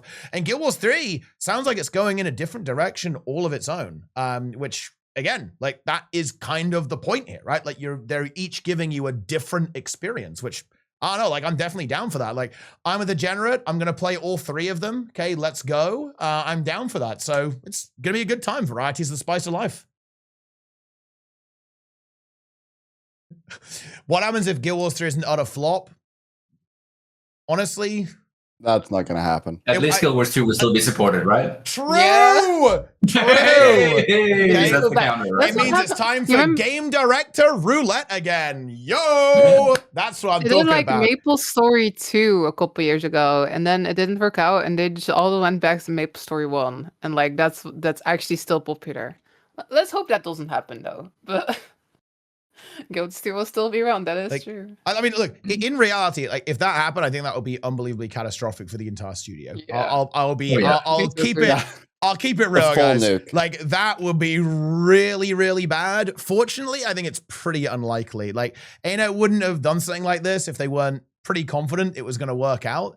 Well, but yeah, it's a risk. Yeah, it's actually a risk. Like, the good news is I think it's, weirdly enough, I think it's like almost impossible for it to be like a complete disaster. Like, you look, Unless it really fucking sucks, you know? no, even if it But- sucks, it might still kind of work out a little bit and work. Because look, you had like people queuing up to play like Bless Online. Okay, like people are desperate. You know what I mean? Touche.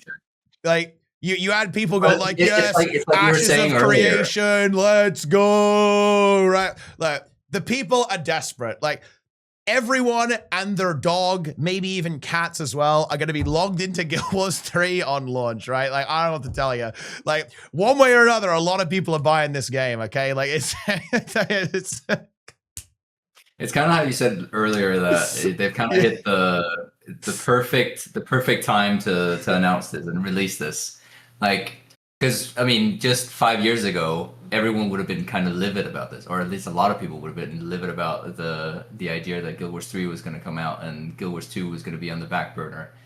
But now, yeah, they have this perfect opportunity. Everyone's hyped for it. Everyone's kind of ready for something new in all the different MMO communities. So I think you're right. I think it's going to be a very, very hard thing for it to flop. Especially with that ArenaNet behind it. Honestly, I mean, I trust them.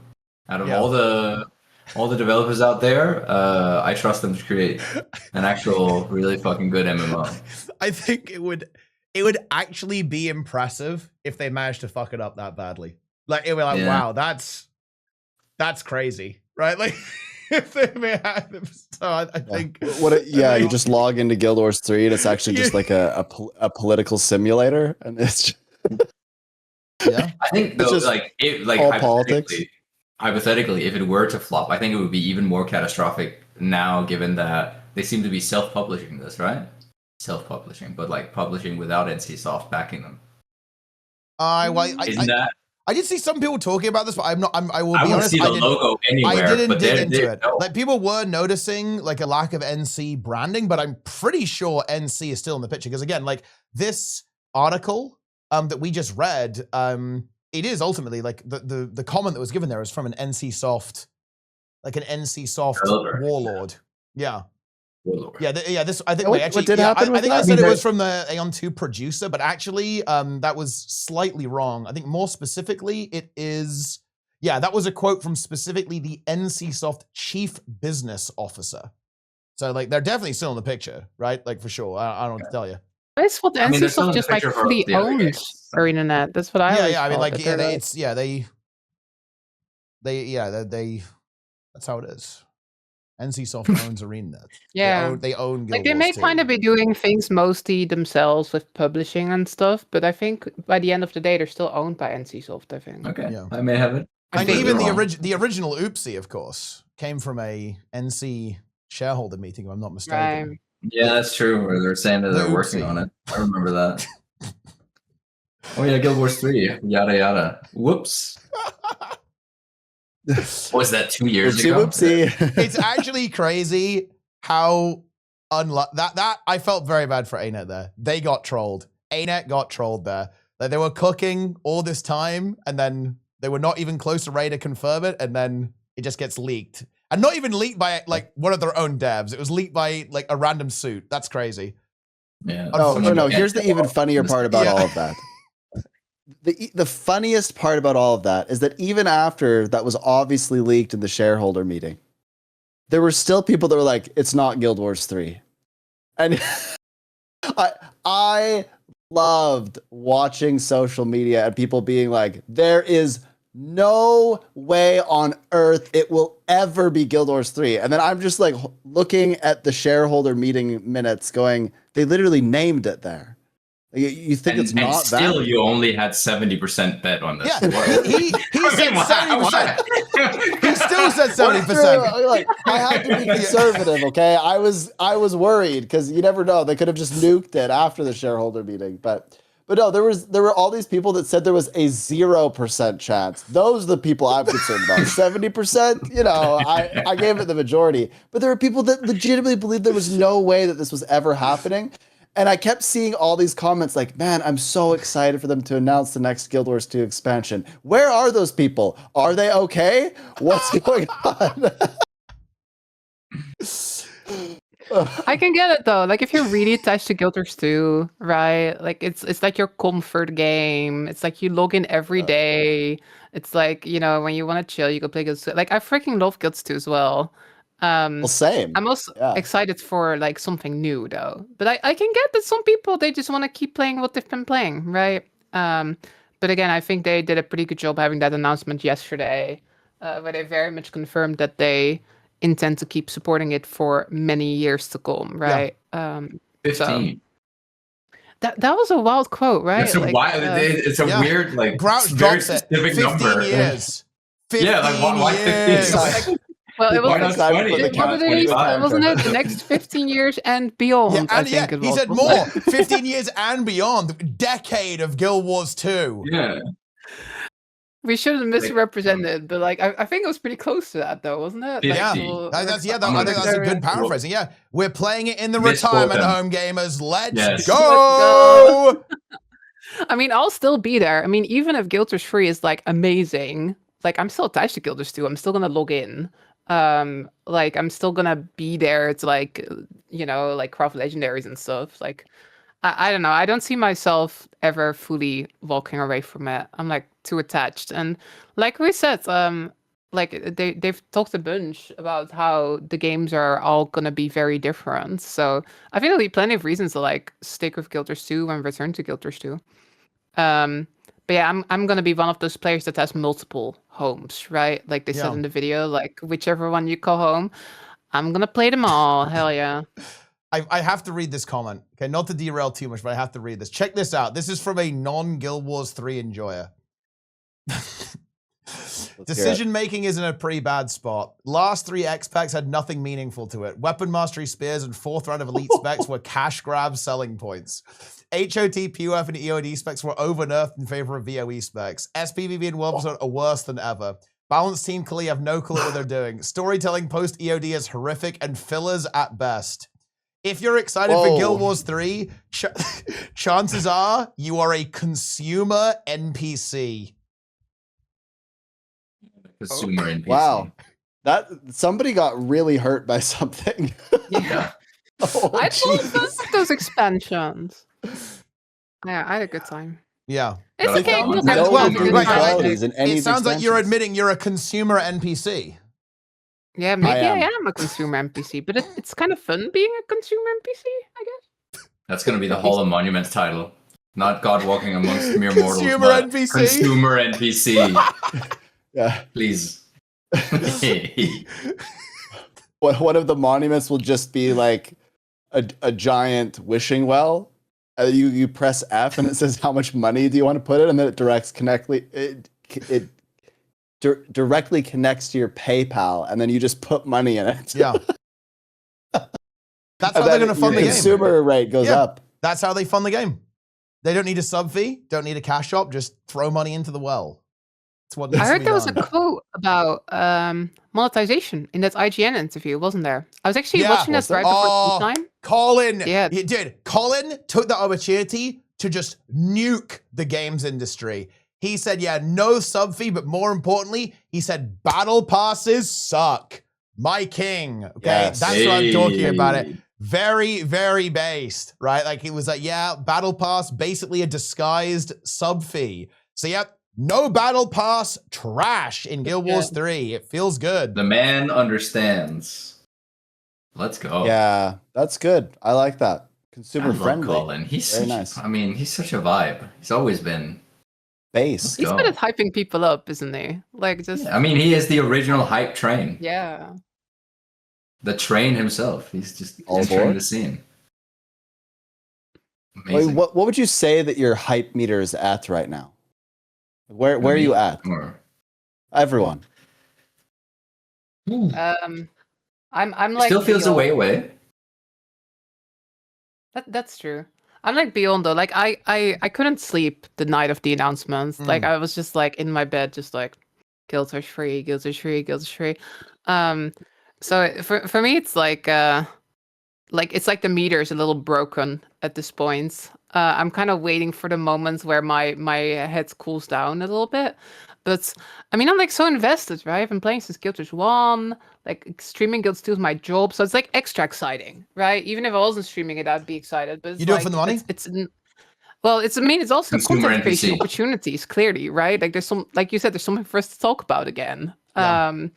So it's like I'm really excited to play, but I'm also just excited for the community vibes that we're gonna have the next couple of like months, right? Like just this like road to the beta. I think I'm stoked. So I'm incredibly hyped.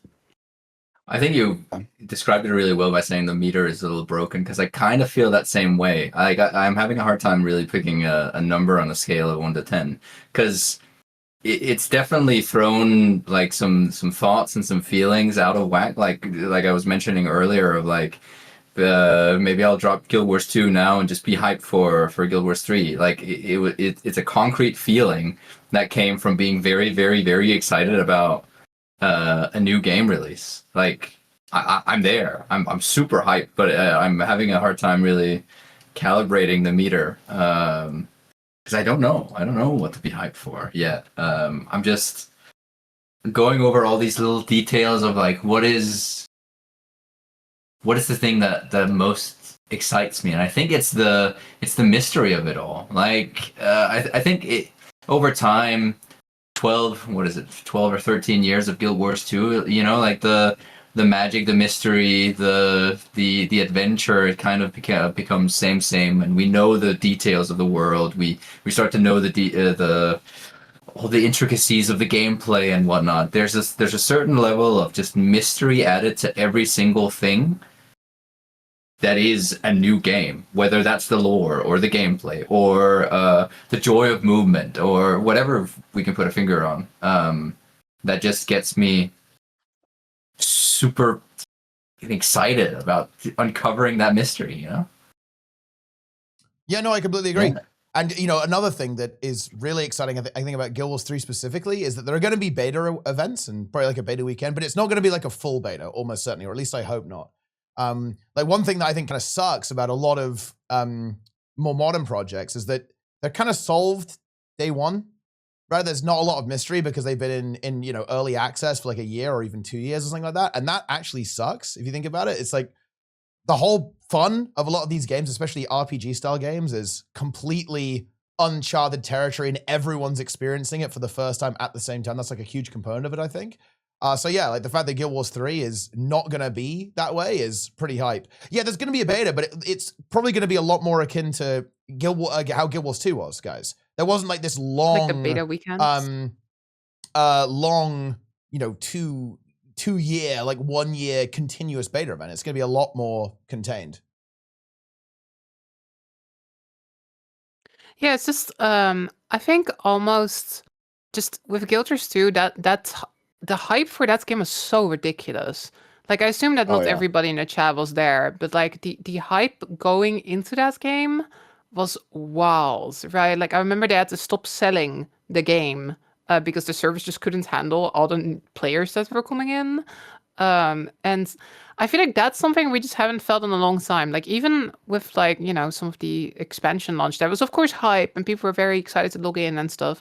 But I think just the concept of a new game where everything's fresh, like you said, where not everything is discovered, where we don't sort of know the formula, to me that is very intoxicating for sure. And like I'm just excited to find out the details. Like the warrior wrote or said, just like the details of like finding out like how does the battle system work, how does this feature work, are there going to be classes, skill collection, what's the details on that? That's very much where I'm at. I'm ready to be on this hype train, and it's nice to have something to look forward to. Yeah, no, it absolutely is. And I think they have executed this super well. You know, we already know there's more info coming soon. We've got a Q&A that, to be fair, probably won't give much away. You know, I think it's going to be talking a bit about the future of the franchise more than anything else coming up on this Tuesday. But yeah, they're obviously going to give us Loads of exciting information. I think we're going to see more interviews with Colin, right? I imagine also with Grouch. I think there's actually an interview that Wooden Potatoes has actually done with SCW coming up pretty soon. That's going to be about Guild Wars 1, so we can stay tuned for that as well. A lot of really, really fun stuff, I think, is going to be coming up about, you know, the game. Like it feels good. Like it feels really exciting to be a Guild Wars enjoyer right now. You know, like the wait has paid off. You know, like we've made it through. We made it through the tunnel. Made it through the tunnel, yeah. We made it through Epoch Meta, right? We made it through Bava Nisos. Okay, you know, we made and we have been rewarded. We have been rewarded for our perseverance, for our diligence. Okay, we made it through the barren desert of content. Yeah, it hasn't been that bad. Come on, Teapot. It's been all right, bro. Did you? Are you serious saying it wasn't that bad? But I think didn't the tunnel the tunnel was the worst content I've ever seen. Yeah, the tunnel. The tunnel was a mind obliterator, but you know, we live, we move on. I like to try to every time I think about the tunnel, I try to snap a little elastic band on my wrist to make it so I don't think like about 3 it years ago or something?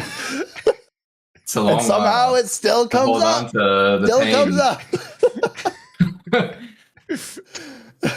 Never forget. Pretty patch soon, right? 3 months. Final Visions patch, Raid, Fractal, Convergence, story finale. The finale. I'm so curious if the story will have any Guild Wars 3 like references in it.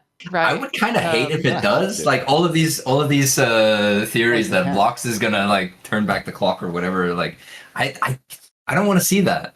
Like I don't want to see the worlds mix in that way, like that tangibly. Like I want it to be a low key, like Hall of Monuments is great. It's like a throwback to all the different details, or like we have the lore here and there, and it's sure. But I don't want it to be directly tied to a Guild Wars 2 expansion. You know, like feels so far down the rabbit hole. But it wouldn't make sense to then understand the premise of Guild Wars 3. No, it has to be its own thing. Guild Wars 3 has to be. We start over. Yeah. We're back in the day. We can start from scratch. There's no like wild elements added that you have to have played 10,000 hours of another game to really understand. That's the whole premise of it, right? Like we do know that that they're doing an ore map, right? They're doing a core map in ore. I think they're definitely gonna like give us at least some tidbits, right? Like we're gonna find some ruins or whatever. Like that would be going to be like the thrones of the god or something, like a mountain that they're, I don't know, they're sitting in a temple or whatever. Something that will also be there and we'll get to experience that in the third game, but it won't necessarily. It'll just be like a little lore trip like we have all over the game already. And I love that. Yeah, I kind of agree. I don't want Guild Wars 3 to kick off because of vlogs. No, that would be terrible. That would be a terrible start. That would be an abomination. I feel like it wouldn't make sense at all. No, and also, the thing is, there was like a 1% chance that was going to be the case. I think that was always a long shot. But now that we know that VOE isn't actually just like kind of the end of expansions for Guild Wars 2, I think there's a 0% chance. Like, because Guild Wars 2 is going to continue, right? It's not stopping. Yeah. Right? Like it's carrying on. Like it wouldn't make any sense. And more importantly, like this actually really came across in the IGN interview. Like Colin was talking about, you know, we wanted this to be very approachable for a player who's never played Guild Wars before. That's true. And if you kind of had that connection, like, well, all of Guild Wars 3 is happening because Vlox was like, skedaddle skadoodle, alternate time idol is now a noodle, right? Like that's lame, right? Like that they would never do that. I think like there's essentially 0% chance. No, not even essentially. There is a 0% chance. You know what I think might happen? I think they may tie vlogs into Hall of Monuments. I could see that. Yeah, I can see that happening. I could see like I don't know how, vlogs comes up with a magical device, and then the magical device like it travels back in time or whatever, and you can find whatever. You know what I mean? I could see something like that. I could see the vlogs thing tying into the Hall of Monuments system somehow. I feel like time travel would just be really weird.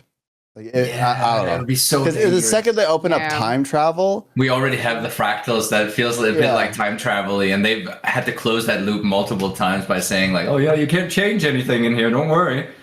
Like, Yeah, it's a exactly. terrible black box to open when you talk about time travel. Like, but, how do yeah. you lore explain a Hall of Monuments? Because from 1 to 2, the lore The explain was mist. kind of like, yeah, maybe just don't explain it. I mean, it's it- just the mist. In the mists. Well, Look, that's the. Yeah, you right, just say yeah. that. Explains Yeah. anything. Sure. And actually, Never. wait, I to be think- less cynical though, isn't it pretty established that time is a little bit hazy in the mists? Is that not actually the case? Yeah. So Yeah. yeah, you're gonna be connected to the past, right? In some way, and I think that's actually kind of legit, right? Yeah. Look, I'll tell you what. Let's be honest here. That's what Mistbound is. Like, it sounds that it is. The Hall of Monuments is going to be this system, so? this connection of the Guild Wars Being 2, tied to Guild the Wars mists. 3, yeah, being tied to the mists in some way, right? So yeah, I mean, that's going to be the angle, right? For sure. Yeah. I think this is a pretty critical juncture for Guild Wars 2, the next 2 years, because if we're talking about, oh, how are they going to sort of tie this in, or will they tie this into a Guild Wars 3? I want to see them ensure that perhaps they give a nod to Guild Wars 3 to encourage people to go and try the new game. Obviously, they need to do that from a marketing standpoint, but they also need to assert that what they said in the video the other day is true, that they will also develop Guild Wars 2 and not just use it to try to feed other people into the new game, right? There still needs to be continuity in its own story. So if they you see what I'm saying here? Like they've got to actually establish and validate that what they said the other day is true with the upcoming releases in Guild Wars 2. There has to be a future for that story as well. Yeah. Exactly. Yeah. Exactly. Yeah, and Yeah. I think that's the end. The end game is going to be all 3 games progressing. Right? We kind of glossed over it a little bit, but I'm incredibly excited to see what they have planned for Guild Wars 1. Like, for the same reason that we're kind of talking about here, we're going to have all 3 of these storylines progressing. I'd love to see them pick up that cut Guild Wars Beyond thing that was supposed to happen in Nightfall as well, like, and have like more of that stuff also being explored over there as well. Yeah, I think it's going to be good. And yeah, I think they very much have to make sure that all 3 of these games are progressing in their own way. And you don't really have to necessarily be paying attention to all of them. Like, you should have some connections, right? Because that's always fun, right? Like, to say, I think one of the best things about Guild Wars 2, right, was that you could go to the landmarks, right? Like, the map was faithful, right? You could go to the landmarks in Guild Wars 1 and you could see what's happened to them, like, over the years that have passed. And we'll be able to do that in reverse, probably, like, maybe to an extent, right? Like, and because we can see, oh, well, look, this is where like some of the stuff in Ore is in Guild Wars 2, and maybe you can kind of look back and see what it looks like in the far past, right, in Guild Wars 3. Arar is going to be the big one, right? Like, Arar, of course, we've seen that in Guild Wars 2, but we're going to see it in its prime, right, as like a bustling hub. And of course, indeed, the home of the gods in Guild Wars 3. It's I going to think be a it's gonna very be interesting thing, fascinating. the scale of it all. Like you were saying that all the monuments kind of overlap each other, but with a whole new engine and the joy of movement being so I keep saying it just for the fun of it, being such a fundamental thing of the third game. I kind of wonder how big this game is actually going to feel. Like, we essentially going to scale up Ore for it to feel much bigger in the third game, or how are we going to experience all these same landmarks? It's going to be very, very interesting to see. Because otherwise, I feel like part of me feels like that it might feel small if we're only focusing on the Ore region. Like if we're talking about same sense of scale as the second game, but I don't know. Maybe my brain is just lagging right now to figure it out, but it's just interesting. I think I thought about this too, because I'm actually looking at the map right now, and you're like, oh, Ruins of Ore. This is just one like speck on the map. Right? Yeah. Right? This is so small. But if you think about it, 1,200 years ago, or well, more since original Guild Wars 1, right? All that time has passed. I think the landscape will look very, very different. Very different. And if that's the case, then I think ore might be a little bit bigger than we understand it to be right now. I think they have a lot of creative liberty because of how they framed this. For sure. Yeah, I For mean, sure. look, they've clearly said it it's very high fantasy, right? More than Guild Wars 2 even, I would say tentatively, right? Definitely more than 1, right? And I'd say more than 2 in terms of the high fantasy theming. Magic. It is, yeah. Oh, what a great line that was, by the way, at the end of the trailer. That was so good. But yeah, you're absolutely right. Like, that's the word for it. I think they have a lot of creative liberty with what they can do, because we've seen the ruins of ore, right? But we have no idea what it could look like in the past. I think they could do anything they want, right? Like, there's loads of magic everywhere. You've got gods. They're going to be like chilling, doing their own thing. Maybe each god has an influence on different parts of the map. So you see these different realms kind of bleeding into the actual world, right? Like, depending on, which god is influencing a particular region. I think they could do anything, right? And well, we know this about ArenaNet. They've always been good at designing maps, right? Like, there's some amazing map design and variety, different biomes across all of Guild Wars 2. So like, I have no doubt that they are going to be utilizing the, everything they can do, right, with the power of the Unreal Engine to deliver a pretty incredible world, I think. So I'm not super worried about that. And yeah, as we say, right, like, obviously in Guild Wars 2, ore is a small section, but bear in mind, like, in the lore, everything is way bigger, right? We're looking at like a zoomed in snippet, right, of the actual world of Tyria. When we get to Guild Wars 3, they can do whatever they want, right? They can make it as big as they want to. Yeah, I think they can like zoom, right? Because like, it's like, again, in the lore, there's the story of the Ascalonians like fleeing over the Shiver Peaks, but in Guild 2, we can roller beetle over the Shiver Peaks in like 2 minutes, right? Like, clearly, canonically, it's not a place where you can go from one side to the other in 2 minutes, right? Clearly, canonically, it's like a representation of the world in a way. So I think what they can do with ore is just like zoom in, basically. And like in Guild 2, we're looking at 4 maps right now, but I think they can do a massive ore with lots of variety and again, probably have some landmarks that we might be able to vaguely recognize. But yeah, I think effectively they'll zoom in, and the scale of the game will be much larger, right? You made me think of a detail that I think perhaps everybody noticed, but I don't know that we've really talked that much about. Do you remember the part in the trailer where the hero, the character, whatever you want to call it, he was like traversing the mountain with the magic glowy hands and feet, and it looked like that was enhancing the movement in some way. What do you think that is? I mean, didn't they describe it as the spirits, like the Nature wild spirits? Yeah, exactly. Or the spirits of the wild there, kind of imbuing their magic into the movement. I think that was what maybe I hallucinated that, but I feel like that was like the connection to the spirits. That was the thing that was giving the character the movement. Yeah, there's a line in one of the blog or the press kits or whatever, and they say like they talk about the seeker, right? Which is like your mount, and they talk about how the seeker is like a veil spirit, and the seeker is also our connection to the magic in. Boom! There we go. Yeah, I think. I think you got it right. Well, I think this is actually one of the biggest questions about the game is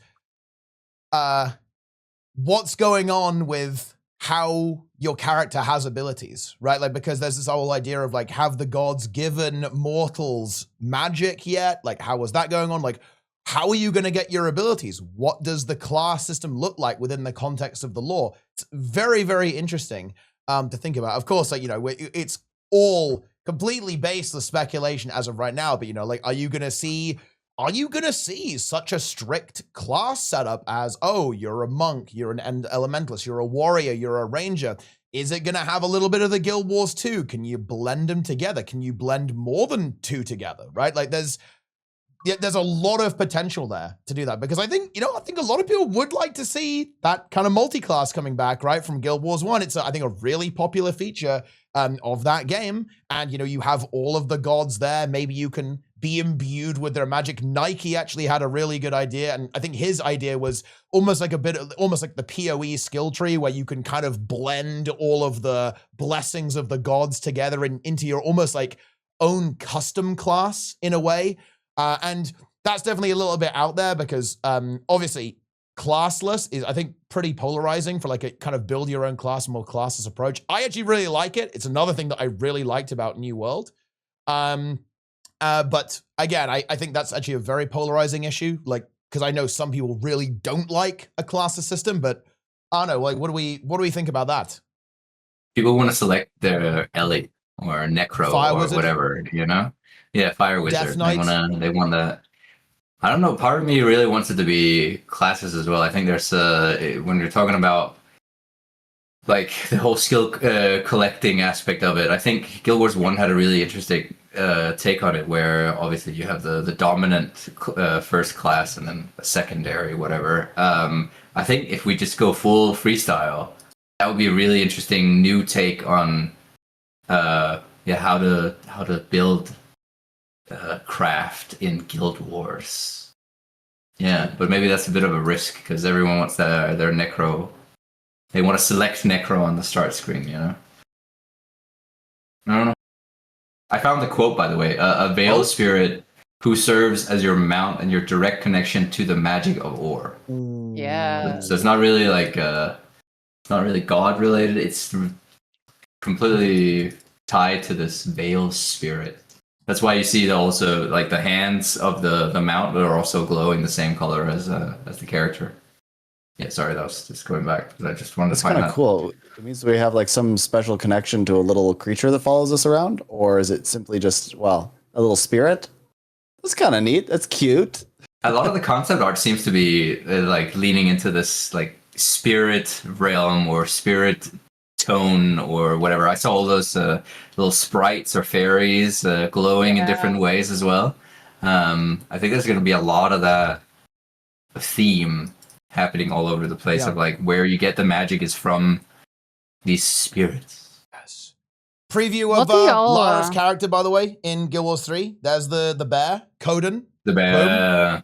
Sorry. What do you all think Where is wait, this is a complete aside from we're going on tangents anyways.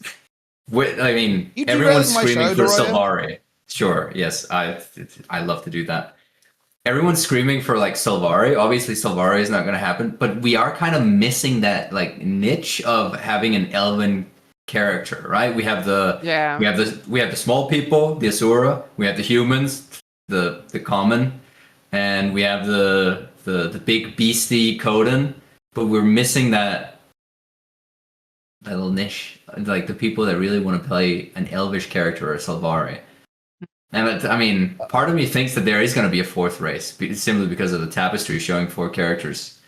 The one being just helmed, so I'm having a helmet on. But I don't know. It doesn't seem like it seems like it's just going to be those 3 races. But I think there's going to be a fourth. By the time that it releases, I think there's going to be a fourth because it's just such an obvious, niche that people really want. I want dwarves. Give me dwarves. I want to play a dwarf. But that feels that same niche as Asura, right? It's just, I mean, no, it's fine. Yeah, one of them can be shorter than the other. It's like again, like you're definitely right. There's if you're the kind of person who always plays an elf, when you play Guilds 2, you play Sylvari, right? Yeah. What are you gonna play when you play Guild Wars 3? I do kind of feel you on that. You even get the elven ears in Guild Wars 2, all the human females putting on their elven ears, just to role play as the character or the race that they can be. That got weirdly. Yeah. What do you all think about the hairy Asura? The fuzzy Asura? I love that. Yeah, that was a bit That's weird. such a cool detail. I mean, especially because it's gonna if it's not hairy, it's gonna look so creepy in Unreal Engine. I feel like it's gonna just look like a plasticky little cartoon character, like a hairless mole rat just walking around like. And no, I don't want that. I want a hairy Asura because otherwise it's gonna look freaky. What's the lore Actually, explanation though for Oh, why? that's the thing. Because they That's haven't the gone thing. underground. So I Yeah, So Lara I go, thought- Lara go. okay, it's lore time, everyone. Lore I time. thought that it was kind of weird because I was like, aren't these underground, right? Like this whole thing at the end of Guild 1 and Eye of the North, the Asura, they get driven out of the depths by Primordus, right? By the Destroyers. So I was like, oh, it's kind of weird that they're here. But then somebody in my chat was like, oh, Lara, you should read the manual of Eye of the North. They set this up like 20 years ago. And I was like, there's no way.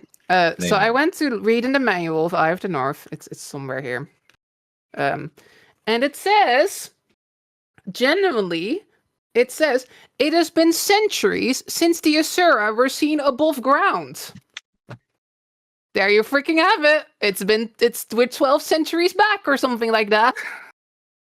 It's been centuries. ArenaNet plans 15 years ahead for everything. They knew. They knew. They knew. They were already They planning set it Guild up. Wars 3 back then. Even then, they were. So they just developing shed it. their coat. That's what you're saying. Is they I guess, just yeah. they were That's what I think. underground.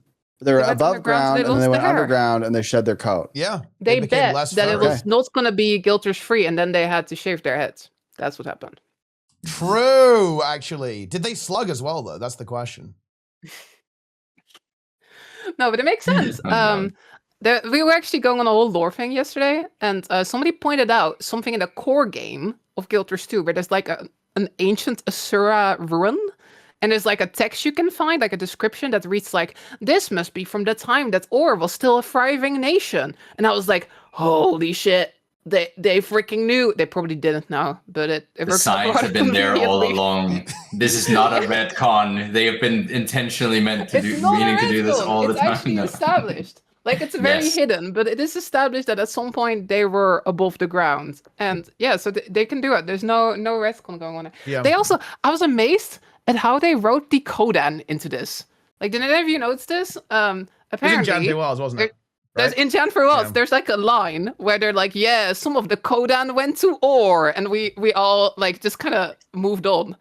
They were freaking setting that shit up in Jan for Wells, y'all. Wow. Okay. They knew. I need to watch your they stream knew. more often. I need all these little nuggets. That's great.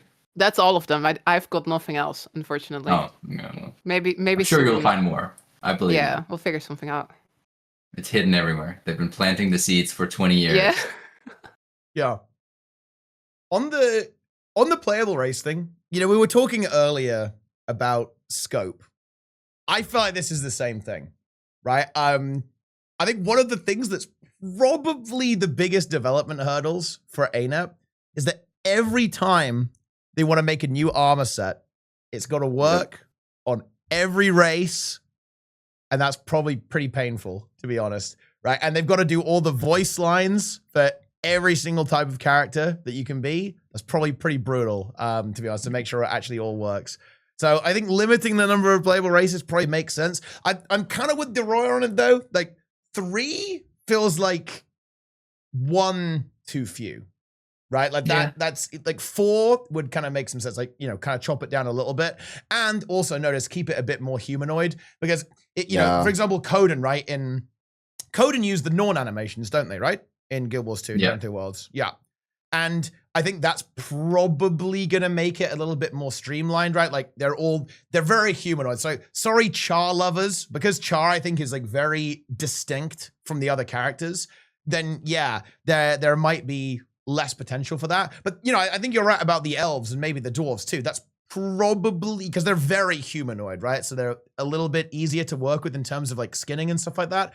I could imagine them adding another playable race for sure, and maybe down the line as well. Like, bear in mind, like we haven't had playable races like added to Guild Wars 2, obviously, but other games do, right? Like other games add playable races as kind of like a feature. And assuming the content pipeline is good, it's maybe something that could happen down the line there as well. But yeah, I could certainly see like a 4th, because 3 does feel like a low amount. But on the other hand, I will say they very pointedly teased those 3. So it wouldn't be a huge surprise if it did stay that way, if that makes any sense, right? Oh. Because like, why, otherwise, why not just show the 4th? I didn't think about this, but what about the Tengu or whatever? Birds. Are they around? I just that's the thing, actually. I don't recall all that much like depth to their longevity as a race. Like, but maybe that's just me not being tuned in. Like, I would I much think, rather lean towards like Largos or whatever, like the Forgotten, which is a completely different thing. Like, those are the ancient races, right? But Tengu, I feel like it's a cool opportunity. I would main but the I don't bird know. race. I'd Maybe main the Lara bird. knows. Main bird. Yeah, I think the Tengu might be around, but like we just don't know. I think like we just don't really have their ancient history, as far as I could find at least. But what I find really interesting, oh now we're going full lore podcast, but what I find really interesting is like the Mursat are like active. Oh wow, I hear myself. Yeah. The Mursat are like active during this time, right? Like this is like before the Mursat are defeated in like Guild Wars 1 and stuff. So I'm like, are the Mursat like around? Are they must be in like Bavanisos at this point, right? I don't know if that means we'll see them in game, but like they're definitely existing at this point in the timeline. And of course the dwarves exist, right? I think there's definitely potential for a fourth one. I think there's definitely like a lot of stuff they could pick from if they wanted to. They need to do snake people. Forgotten. Snake people. Is there any MMO that lets you play as a snake person?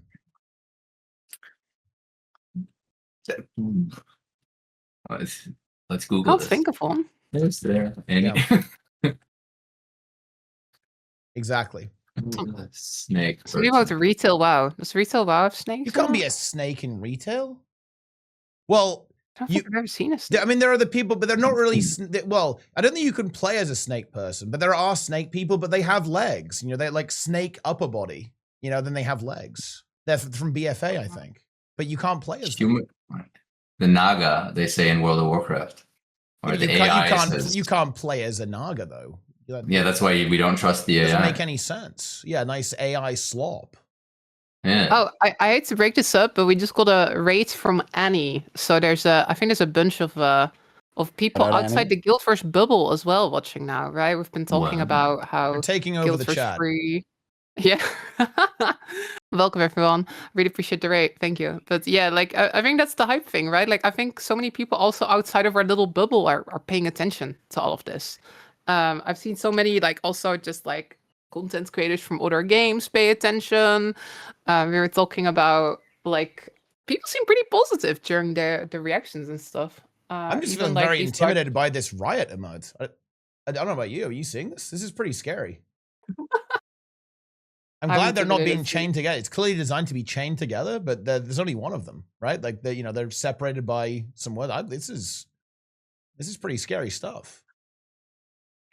Welcome, on everybody. the topic of people from the outside, I had people in the real world. I had friends talk about Guild Wars 3, like friends who have never played either of the other games, and I was like, wow, okay, damn, it's really getting out there. The news is hitting mainstream.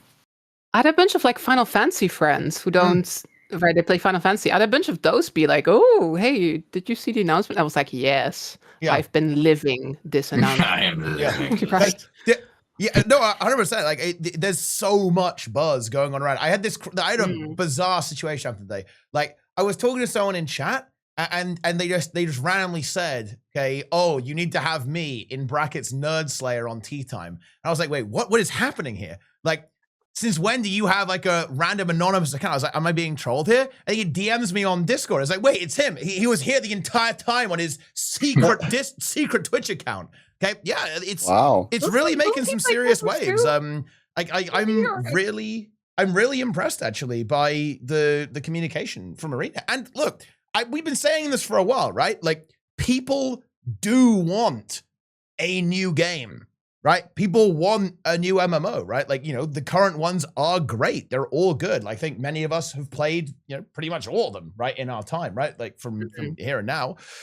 But it is time. As Colin says, it's time for a new game.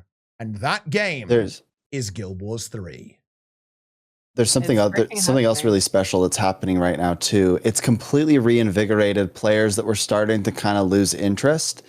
I've had a few people DM me and say, "Hey, I think it might be time to get the band back together. Yeah. Like, let's go raiding. Let's just a little bit of nostalgia. They want to go and experience some of the things they experienced before in preparation for Guild Wars 3. And that's exactly what ArenaNet wants, because people can come back, they release a Hall of Monuments, everybody gets super engaged with that, and then it leads into Guild Wars 3. I think it's just super exciting from a community perspective, because all of these old friends that I have that have kind of faded away over the years, now there's suddenly a reason to come back and enjoy the games and rejoin the guild and rejoin the Discord and chat and reconnect and talk about the old days. Like, I just think it's really exciting. It's very wholesome. I gotta say, I'm a little sad. Like, if there's one thing I'm gonna criticize about this announcement, this is Dark Lara right now. I kind of wish they would have like launched the first phase of Hall of Monuments like this week, right? Like, I know that it takes time to develop and stuff, and like we're still in VOE, so I get it. But like, I think if you look at like the Steam chart, Guild Wars 2 is going up like right now. Like, people are pumped to like jump in right now. So I think if there was like, if you could already start working on Hall of Monument stuff like right now, I think then it would have been even better. But you also got to consider that all the new people and the returning players and stuff like that, they have so much content that they already haven't consumed. Like, it's just for all of us who have already gone through the mill of all the content. We were like, give me that new big juicer, let me pump. But like the rest of them, they've got a whole world to explore right now. You're right. I do think Lara has a really important point there, because I'll tell you what, there is one thing that felt a little bit weird about the announcement. I do get the feeling they would have preferred to do this in like 3 to 4 months as opposed to now. Or like either like right at the end of VOE or even just after VOE. Because, you know, a couple of the reactions that I saw from people was, you know, Colin was making these amazing statements like, you know, we're here to revolutionize the MMO industry. And then I saw a couple of responses where it's like, okay, tell me how. Like, what do you mean by that? And again, in the IGN interview, there was a little bit of that there as well. But it's very much like, oh, we can't really say, you know, like, we're going to reveal it to you soon, all that kind of stuff. So it almost did feel like this, you know, they maybe wanted to hold off a little bit so that they could actually have something to really present players with, like when they made this big announcement. Because right now we have this trailer, but we have no idea like how this game is going. We know, oh, it's going to be a momentum. You're going to be leaping around and like sliding and climbing on walls and all this kind of crazy stuff. You know, your mounts and gliders are going to be in the game, right? Like on launch, like we know that. But you know, yeah.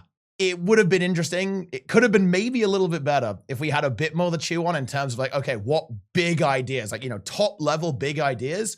What is Guild Wars 3 going to do? How is it going to completely change the game in MMO? So I think you're absolutely right there, Lara, 100%. Like, it would have been super sick. I think it just had to hit Summer Game Fest, right? I think they just had to hit the events. Yeah. So they just had to just drop it, and then it was like such a good opportunity because they found great success with it, right? Great. With the because they went last year, right? About with the kind of like the new player thing, like the core game like promotion. So they were like, yep, send it. We've got to do it. But yeah, I think they perhaps could have used an extra couple of months so they could be more ready to talk about it. And yeah, as you say, go straight in. Like, oh yeah, Hall of Monuments, by the way, 2 weeks from now. Log in. Yeah, I think it was like a great announcement, especially like getting it in the eyes of so many people, also people that aren't in the MMO bubble or the Guild Wars bubble, right? So I think it made loads of sense to do it like this. But I do think that, you know, it would have probably been more convenient for them if Summer Game Fest was 2 months later, right? That probably would have been like convenient. But I mean, I think they played it very well, especially with the Guild Wars 2 and Guild Wars 1 announcement like the day after. I think it genuinely like 9.5 out of 10. You know, I feel like they planned this out very well as far as how they structured the conversation. Right? They announced Guild Wars 3 at Summer Game Fest, and they knew that that would create a lot of questions. So then they released the video the next day, and now there's all these articles coming out. I think this sort of drip is actually very reassuring to players. I think it's very, very intelligent. And I'm glad that they did it that way. They've also done a good job reacting to stuff, like commenting on specific things. And I don't know about you folks, but when when Colin was like, go to guildwars3.com to sign up for the newsletter, I was like, guildwars3.com, enter, and then it was like, forbidden 404. Whoever was in charge of the website, you got it back up quick, but man, I guarantee everyone was like, boom, hit the wall, 404. Yeah. For sure. But I think it's right. I think you're right about being reassuring though, because I feel like everything they're saying now, it's really giving. We have a plan. More is coming. Big campaign over the next kind of 18 months, right? Like, and I think that was another, to talk about the studio update a little bit. The studio update was like, yep, we've got a plan. We've got it covered. We've got it locked down. 15 years of Guild Wars 2. 10 billion more expansions are coming. And yeah, I think they just knocked it out the park with the communication. I just really hope that it continues. This has been one of those things that's been perhaps a long-standing complaint about ArenaNet, but yeah, like some pretty sick communication overall from the studio over the past 2 days. Have they just got to keep doing that for another, 470? How hard can it be? Not even that many. Keep the train going. Not even that many. Yeah. Look, that actually broke me. I remember this. I was like, okay, yes, beta fall 2027, log in. Then I like put it either. Then we got a timer on Delta's website that counts down timers. I was like, wait, 400 days? No, it sounded so much longer for some reason. It's like, no. Blink and it's over. Yeah. Trust me. Time will pass and all of a sudden you're looking back at this moment thinking, damn, we were so excited and we're still, now we're there. I'm a little bit worried because for some reason, I have this streak of getting just a little bit unlucky with the timing of different releases being correlated with when my school big milestones or events happen. For example, didn't you have like really bad luck when Visions of Eternity came out, and you were gonna be I got the plague, yeah. Oh, Plague. He had Twitch front page too, by the way. He actually missed his Twitch front page slot because he was. Weren't you basically just like lying on your side, like unable to even move? The short version of that story is I hadn't been feeling well for like 3 or 4 weeks, but my program is really intense, so I just kept putting off going to a doctor. And I'd get a little bit better, a little bit worse, a little bit better, a little bit worse. I was in class, and it was the Monday before. So I think it's the day before VOE launch. I have Twitch front page. I have my whole setup at home ready to go. And my school is about 2.5 hours away from my home. So I'd taken a bus. So I'm in my first class, and 2 hours in, the fever hits. And long story short, I am not well. Like, I'm barely functioning, and the fever is getting worse and worse and worse. I walk across campus to go to a doctor. They say that they have no room, that I'd have to go to emergency, but I can't do that because I don't have a car. So I call a doctor, explain my symptoms, and he's like, I think you have a really bad infection. Like, I think that you've let this infection fester for weeks and that it's just really hitting you now. And I went, oh no.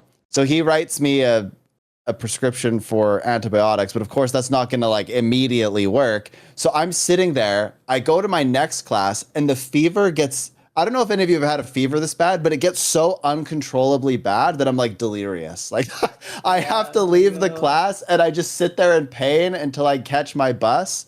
And that night I remember laying in bed and I'm thinking, I think I still got it. I think I can wake up and I can stream. I think I still got this. I think it'll be fine. Delusions and delirium.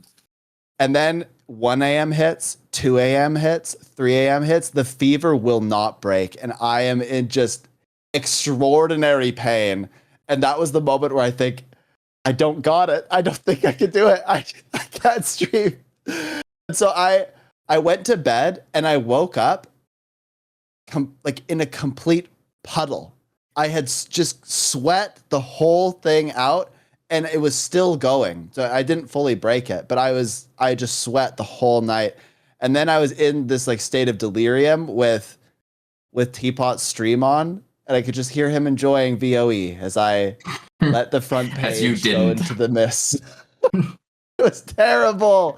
Oh, I'm still so sad about that. Anyway, all of that to say that in 2028, that would be my projected graduation date where I would do my thesis defense, my dissertation defense for my PhD. Oh. And mark my words, clip this. If this happens, Bro, you're jinxing it. I don't even want you to say whatever you're saying aloud. I don't want to. I think I'm going to defend my dissertation May 2028, and I am terrified that they are going to announce that the game will come out May 2028. If that happens, it will be catastrophic for me because I have to do the dissertation defense, right? So I will plan my dissertation defense around the release date if possible. Oh, I'm writing it in my calendar already. May 28. It's pretty much confirmed now that you have said that. Yeah. Confirmed. But if it's summer, it'd be much better. I'm real talk, like August. Surely you do it on the anniversary, right? Well, the anniversary of what? Of Guild Wars 1 or Guild Wars 2? Guild Wars 2. Late. But why would you do that? I guess that doesn't make a lot of sense, actually. They put out Soto and Jennifer Waltz around that time, right? They do seem to like that time slot. Those are also Guild Wars 2 expansions, so I guess that would make sense. Yeah, but still. Yeah. I mean, it's just the time slot that they seem to like, but I don't know. I think it just depends on like, okay, I don't want to be pessimistic about this. I'm always very optimistic, okay? But I also do remember. Then if you remember when Guild 2 was first announced and when they said that they were going to have a beta in 2008, does anyone remember that? And then the beta was in 2012, 4 years later.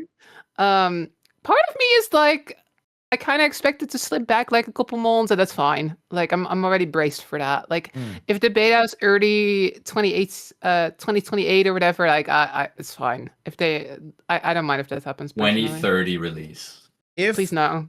If the beta is delayed by even a single month, I will declare the game to be vaporware and dead. Always the optimist. I really will call back it in 2008. Ashes of Oh my God. Creation 2. Star Citizen 2. Oh no. That's what the narrative's going to be. That's rough. Damn. Proven studio. Proven track record. Yeah. That's the difference here, I think. I see you watched my Guild Wars 3 video. I did. Nice. There's only one word to call these other games. Amateur. Yeah. You said See, that's a good. That was a. See, look, there you go. That was a good line, and it is true, by the way. It is a clown fiesta. It was a good use. It was a good use of Ronald McDonald insanity. Actually, classic meme, guys. That's some old school stuff right there. But yeah, that is how I would describe the other games. Unlike ArenaNet, they're serious business. It's happening. Guild Wars. It's happening. I felt weird typing it into my browser. Did anyone feel this? Like just typing Guild Wars 3.com in my browser felt kind of just when I was typing that and I entered the free, I was like, this feels very strange. I'm not used to this. Yes. The muscle memory wasn't there. Yeah. I had to like. The autofill did not work. Had to fight with the 2, you know. Took like multiple attempts to get it there. Yeah. Did you mean this? Were you sure? Like, what are you talking about? Guild Wars 3? Okay, yeah, like the AI search engine was not happy with you, right? Like, it was saying like, listen, typing in the wrong number here. Okay, let me help you with that. Yeah. Shout out to the Guild Wars 3 subreddits. Oh yeah? The great detectives. The great Sleuths. IP experts. Yeah. Yeah, they were on it. They were like locking all this stuff down. Like every job listing, boom, straight onto archive.org. Okay, no escape. Yeah. It's there. I learned so much about how URL registration worked. Yeah. The Guild Wars 3 subreddit. They're like, no. This is how it works, guys. They just updated it 5 minutes. And there's like this whole debate, right? And they're like screenshotting every time it's been updated. Incredible. That must imagine like you're like the web dev who's like responsible for that. Like you want the website to go live right at the correct moment. And then it didn't but you're go also live. desperately trying not to like give fuel to the rumors as much, right? Well, I guess they probably maybe didn't mind it that much, but right, you don't want to accidentally reveal it early, right? That must have been stressful for whoever was in charge of managing that domain, I imagine. Yeah. I mean, it's very difficult to do. It just about worked. The site appeared maybe like 20 minutes after. Yeah. I guess we would have liked it, but that's kind of to be expected, honestly, right? Like it's you don't want to accidentally make the site go live early, right? That's going to very much spoil the surprise. Like they were dealing with like a very tight window, right? Because they were they were timing it with a live event, which you typically wouldn't do, right? You just go, okay, we're gonna schedule. The website's gonna go up, and then we'll do a post the moment it is up, right? Like as soon as Guild Wars 3 goes live, you go ahead and just do a post like after that. But then they were doing it the other way around, right? The website had to go up with a real-time announcement. So that's obviously that's a little bit more complex to do. I think overall, though, how do you think they're feeling inside of ArenaNet right now? I think they're patting themselves on the back a little bit. I think they can be proud of how this announcement went, like just in general. Like I think that also kind of like there's a bit of that tenseness of like the announcement went so great, now we have to live up to it. That's true. It's a bit of a now the expectations situation I can imagine. Yeah. And they have now it's out there. Now they can't run away from it. They have talked, we're developing it. They have talked a big talk, and like personally, I like that. It's funny.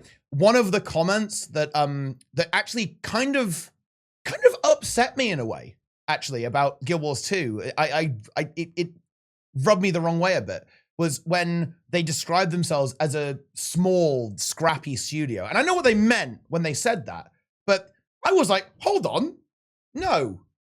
You're Guild Wars 2. You're ArenaNet. You make amazing games. Like, fuck saying, like, oh, we're small and scrappy trying to compete with the big dogs. No, actually, that's not how I see ArenaNet, really. And that's not really what I want out of ArenaNet, right? Like, I want you guys to be pushing the boundaries, pushing the limits, right? So I really liked how assertive the messaging was actually with this, like how confident, like all of the game leads were actually, like for Guild Wars 1, 2, and 3, SCW, Colin, and Grouch were all really confident, saying, yeah, we're going to make a crazy game. We're maintaining this game for 15 years in the future. I really appreciated that. Like that's the ANET that I want. In terms of the way they presented. So yeah, like I think you're right. There's going to be a lot of pressure because they have set the bar high. They really came out swinging with the last couple of days here. So good luck. You better do it. But yeah, I imagine they're probably feeling pretty pleased with themselves because, Guild Wars 2, let's be honest here, it's had bumpy ride. Reception has been fairly mixed, I want to say. Like, and I would honestly argue that it has kind of slightly fallen out of the the public discourse compared to how it once was. But now we're very much back, and that's probably going to feel great, right? Like for the studio, like yeah, like everyone's talking about the game, everyone wants to play the game. You can already see it in the Steam numbers, like people are actually logging in, and nothing's even happened yet. So I imagine they're probably pretty pleased with themselves. Like if I had to guess. Yeah, they have a great team. They should feel very proud of themselves. I agree with what you said. And I think the other thing is they've been able to, I mean, other than the shareholder meeting, mostly things are still very unknown. And I think that, again, is very exciting. The team's done a good job of keeping it under wraps. And just seeing that trailer was very thrilling. It was a surprise to me. And it seems like the direction they're going is very unique and very fun. And just kudos to the studio. Yeah, they're all, I've met many of the people at the studio. They're all really nice. They love what they do. They're very passionate about the game. And this passion is even evident in that trailer. Yeah. Yeah. Hell yeah. I think Mela was tweeting. Mela made a tweet saying like, it was a retweet of the studio update. And it was like, is this the greatest comeback arc, in gaming history? And look, seriously, that's kind of where I'm at. Like, this is a crazy resurgence, right? Like, I think, Grouch was talking about how like so few games have the opportunity to go back and like, update the core of the game in such a meaningful way. And it's just, yeah, it's remarkable that they've managed to pull this off at such a late so late into the franchise's development. So yeah, it's very impressive, to be honest. Very impressive indeed. And I've had some Go ahead. Destiny 2 fans like that I've been talking to who have been like, "Oh, I wish this was like our Unlucky community guys. right now." yeah, Yeah. it is Didn't they get funny, Final right? Fantasy Like, VII? and weirdly enough, that was something about the studio update and ArenaNet's comms that I think made them look so unbelievably fucking good. Like, they came across as people who like video games and aren't just, corpa, right? It came across really well. In a way, the death of Destiny 2 and New World has it's reflected on ArenaNet in a good way. It's like, look, all these games are dying, and ArenaNet just comes out and says, yeah, we're not going to replace your favorite game. Play one or all three. We're committed to supporting all of them. We're not replacing your game. We're supporting it. Like, it made them, the context of like the MMO industry right now, it made them look so good, right? Like it's a very, very good look, I think, for the studio and indeed the studio leads, right? Like, it looks very, very good. A massive flex, to be able to say that you're supporting 3 MMOs. Yeah. I think that's kind of what this week felt like to me. It felt like they were flexing a bit. Like at first, like I was thinking, like maybe they'll announce. I was like, maybe they'll announce Guild Wars 3, but then they had like actual in-engine footage. Then they went like, oh, also, by the way, beta's next year. And I was like, whoa, this is not what I expected. And then they also went like, oh, we're also still supporting Guilds 2 and we're doing all these things. And like, it's like my expectation was here, and each time they went a little bit beyond that. And I'm kind of glazing them a little bit right now, but I think they kind of deserve it currently. I think they kind of deserve the glaze. They're on a wave. I mean, we get to riot it as well. We're hyped. We can glaze them. They've done well. Yeah. What other studio can say that? Yeah. Two successful MMOs now, maybe, hopefully, a third on the way. Yeah. It is very, very big indeed. And I think that's probably a pretty good note to potentially wrap up the show on, if you ask me. I think we've got through about everything, unless I've completely forgotten something. There's been a lot, so I think we got just about all of it done. But what an exciting time to be a Guild Wars fan. And yeah, like, what a great time for ArenaNet as a studio as well. Unbelievably exciting. And yeah, as you say, an incredible accomplishment from ArenaNet to kind of be able to pull this off. And I'm loving that ambition. But I think it's about time to wrap things up for TeaTime, at least for now. Don't worry, there's going to be a lot more. I'm sure I'll be seeing a lot more of the wonderful faces on the show, discussing and playing about the game. Like, we've got to convince Deroir to come out of retirement, buddy. Come on, log in. Okay, where is he was Mindspike? saying he doesn't want to log in. He was saying he's No, I did not say. I didn't say I didn't want to log in. I'm still doing it. He's logging in for Hall of Monuments, right? Come on, he's logging in. I logged in today. Today? Like he logged in for one day. Yeah, he's so back. Yeah, I'm there every day, at least for like 2 seconds, just to log in. He's there. He's getting the 5 with like astral acclaim, like from the Wizards vault. He's like logging in for that, like every day. Value, no, that's never. But yes, okay. I'm still there. I'm still sticking around. I'm still. I still have some small goals that I want to pursue in the game. The only one that I'm totally missing out on, and I don't even have a hope of getting, is infallible. I think I'll just mentally I'll write that off. I don't have the time. But aren't you going for that too as well? I mean, we're doing it. Yeah. When I'm back from Canada, Project Infallible begins. Many projects. Yo. Project 3, Project Infallible, Project Fungo. I'm about to finish both Fractal Gold and Raid Gold. I'm pretty excited about that. Oh, that's big, actually. I'm kind of late with both of those, I feel. Finally, you can do DPS and Fractals, like that extra 1%. Like, now, it's top DPS every time. Yeah, exactly. It's good. But anyway, I think this is about time for us to say goodbye, at least for now. I'm sure everyone here is going to keep streaming, by the way. I know I am. So don't go anywhere. And I'll never stop. because everyone here is going to be far too polite to actually do this in their own introduction, I want to actually do a bit of selling out for everyone here. These creators are amazing. They're some of my favorite people in the whole wide world, actually. And, okay, maybe Deroir will be back, but these other two over there, ArenaNet partners, yes, and of course myself as well. And I would actually really encourage everyone, if you're coming back to the game, if you're looking to pick up Guild Wars 3, Guild Wars 1, and you want to support these amazing gamers, definitely check out the referral links, guys, okay? We all are paid shills for the game. And that means if you buy the game, you can support us at absolutely no extra cost to yourself. And yeah, I think it would be very good to do that, okay? I've done it myself, okay? And yeah, definitely support your favorite creators as we go into this very exciting time in Guild Wars 2. And of course, you can find that information on their social media, all that kind of stuff. It'll be linked everywhere. You won't miss it. It's even on Lara's stream right now, okay? That's how big it is. But anyway, I will now give all of these wonderful people a little bit of a chance to tell you all about themselves, okay? So that you can experience their content in a direct way. So let's see who's up first. Let's go Lara first. Lara, what do you do? Hello. Tell me what you do these days. I don't really know what I'm doing, to be honest. Now, hey everyone, my name's Rancy. I like Guild Wars 2. I'm a full-time Guild Wars 2 streamer. Soon also Guild Wars 3 streamer, hopefully. Very excited about that. And I stream on Twitch, at Twitch.tv/Rancy, and I'm on YouTube where I make videos and stuff. But I have way too many videos this week. I'm tired.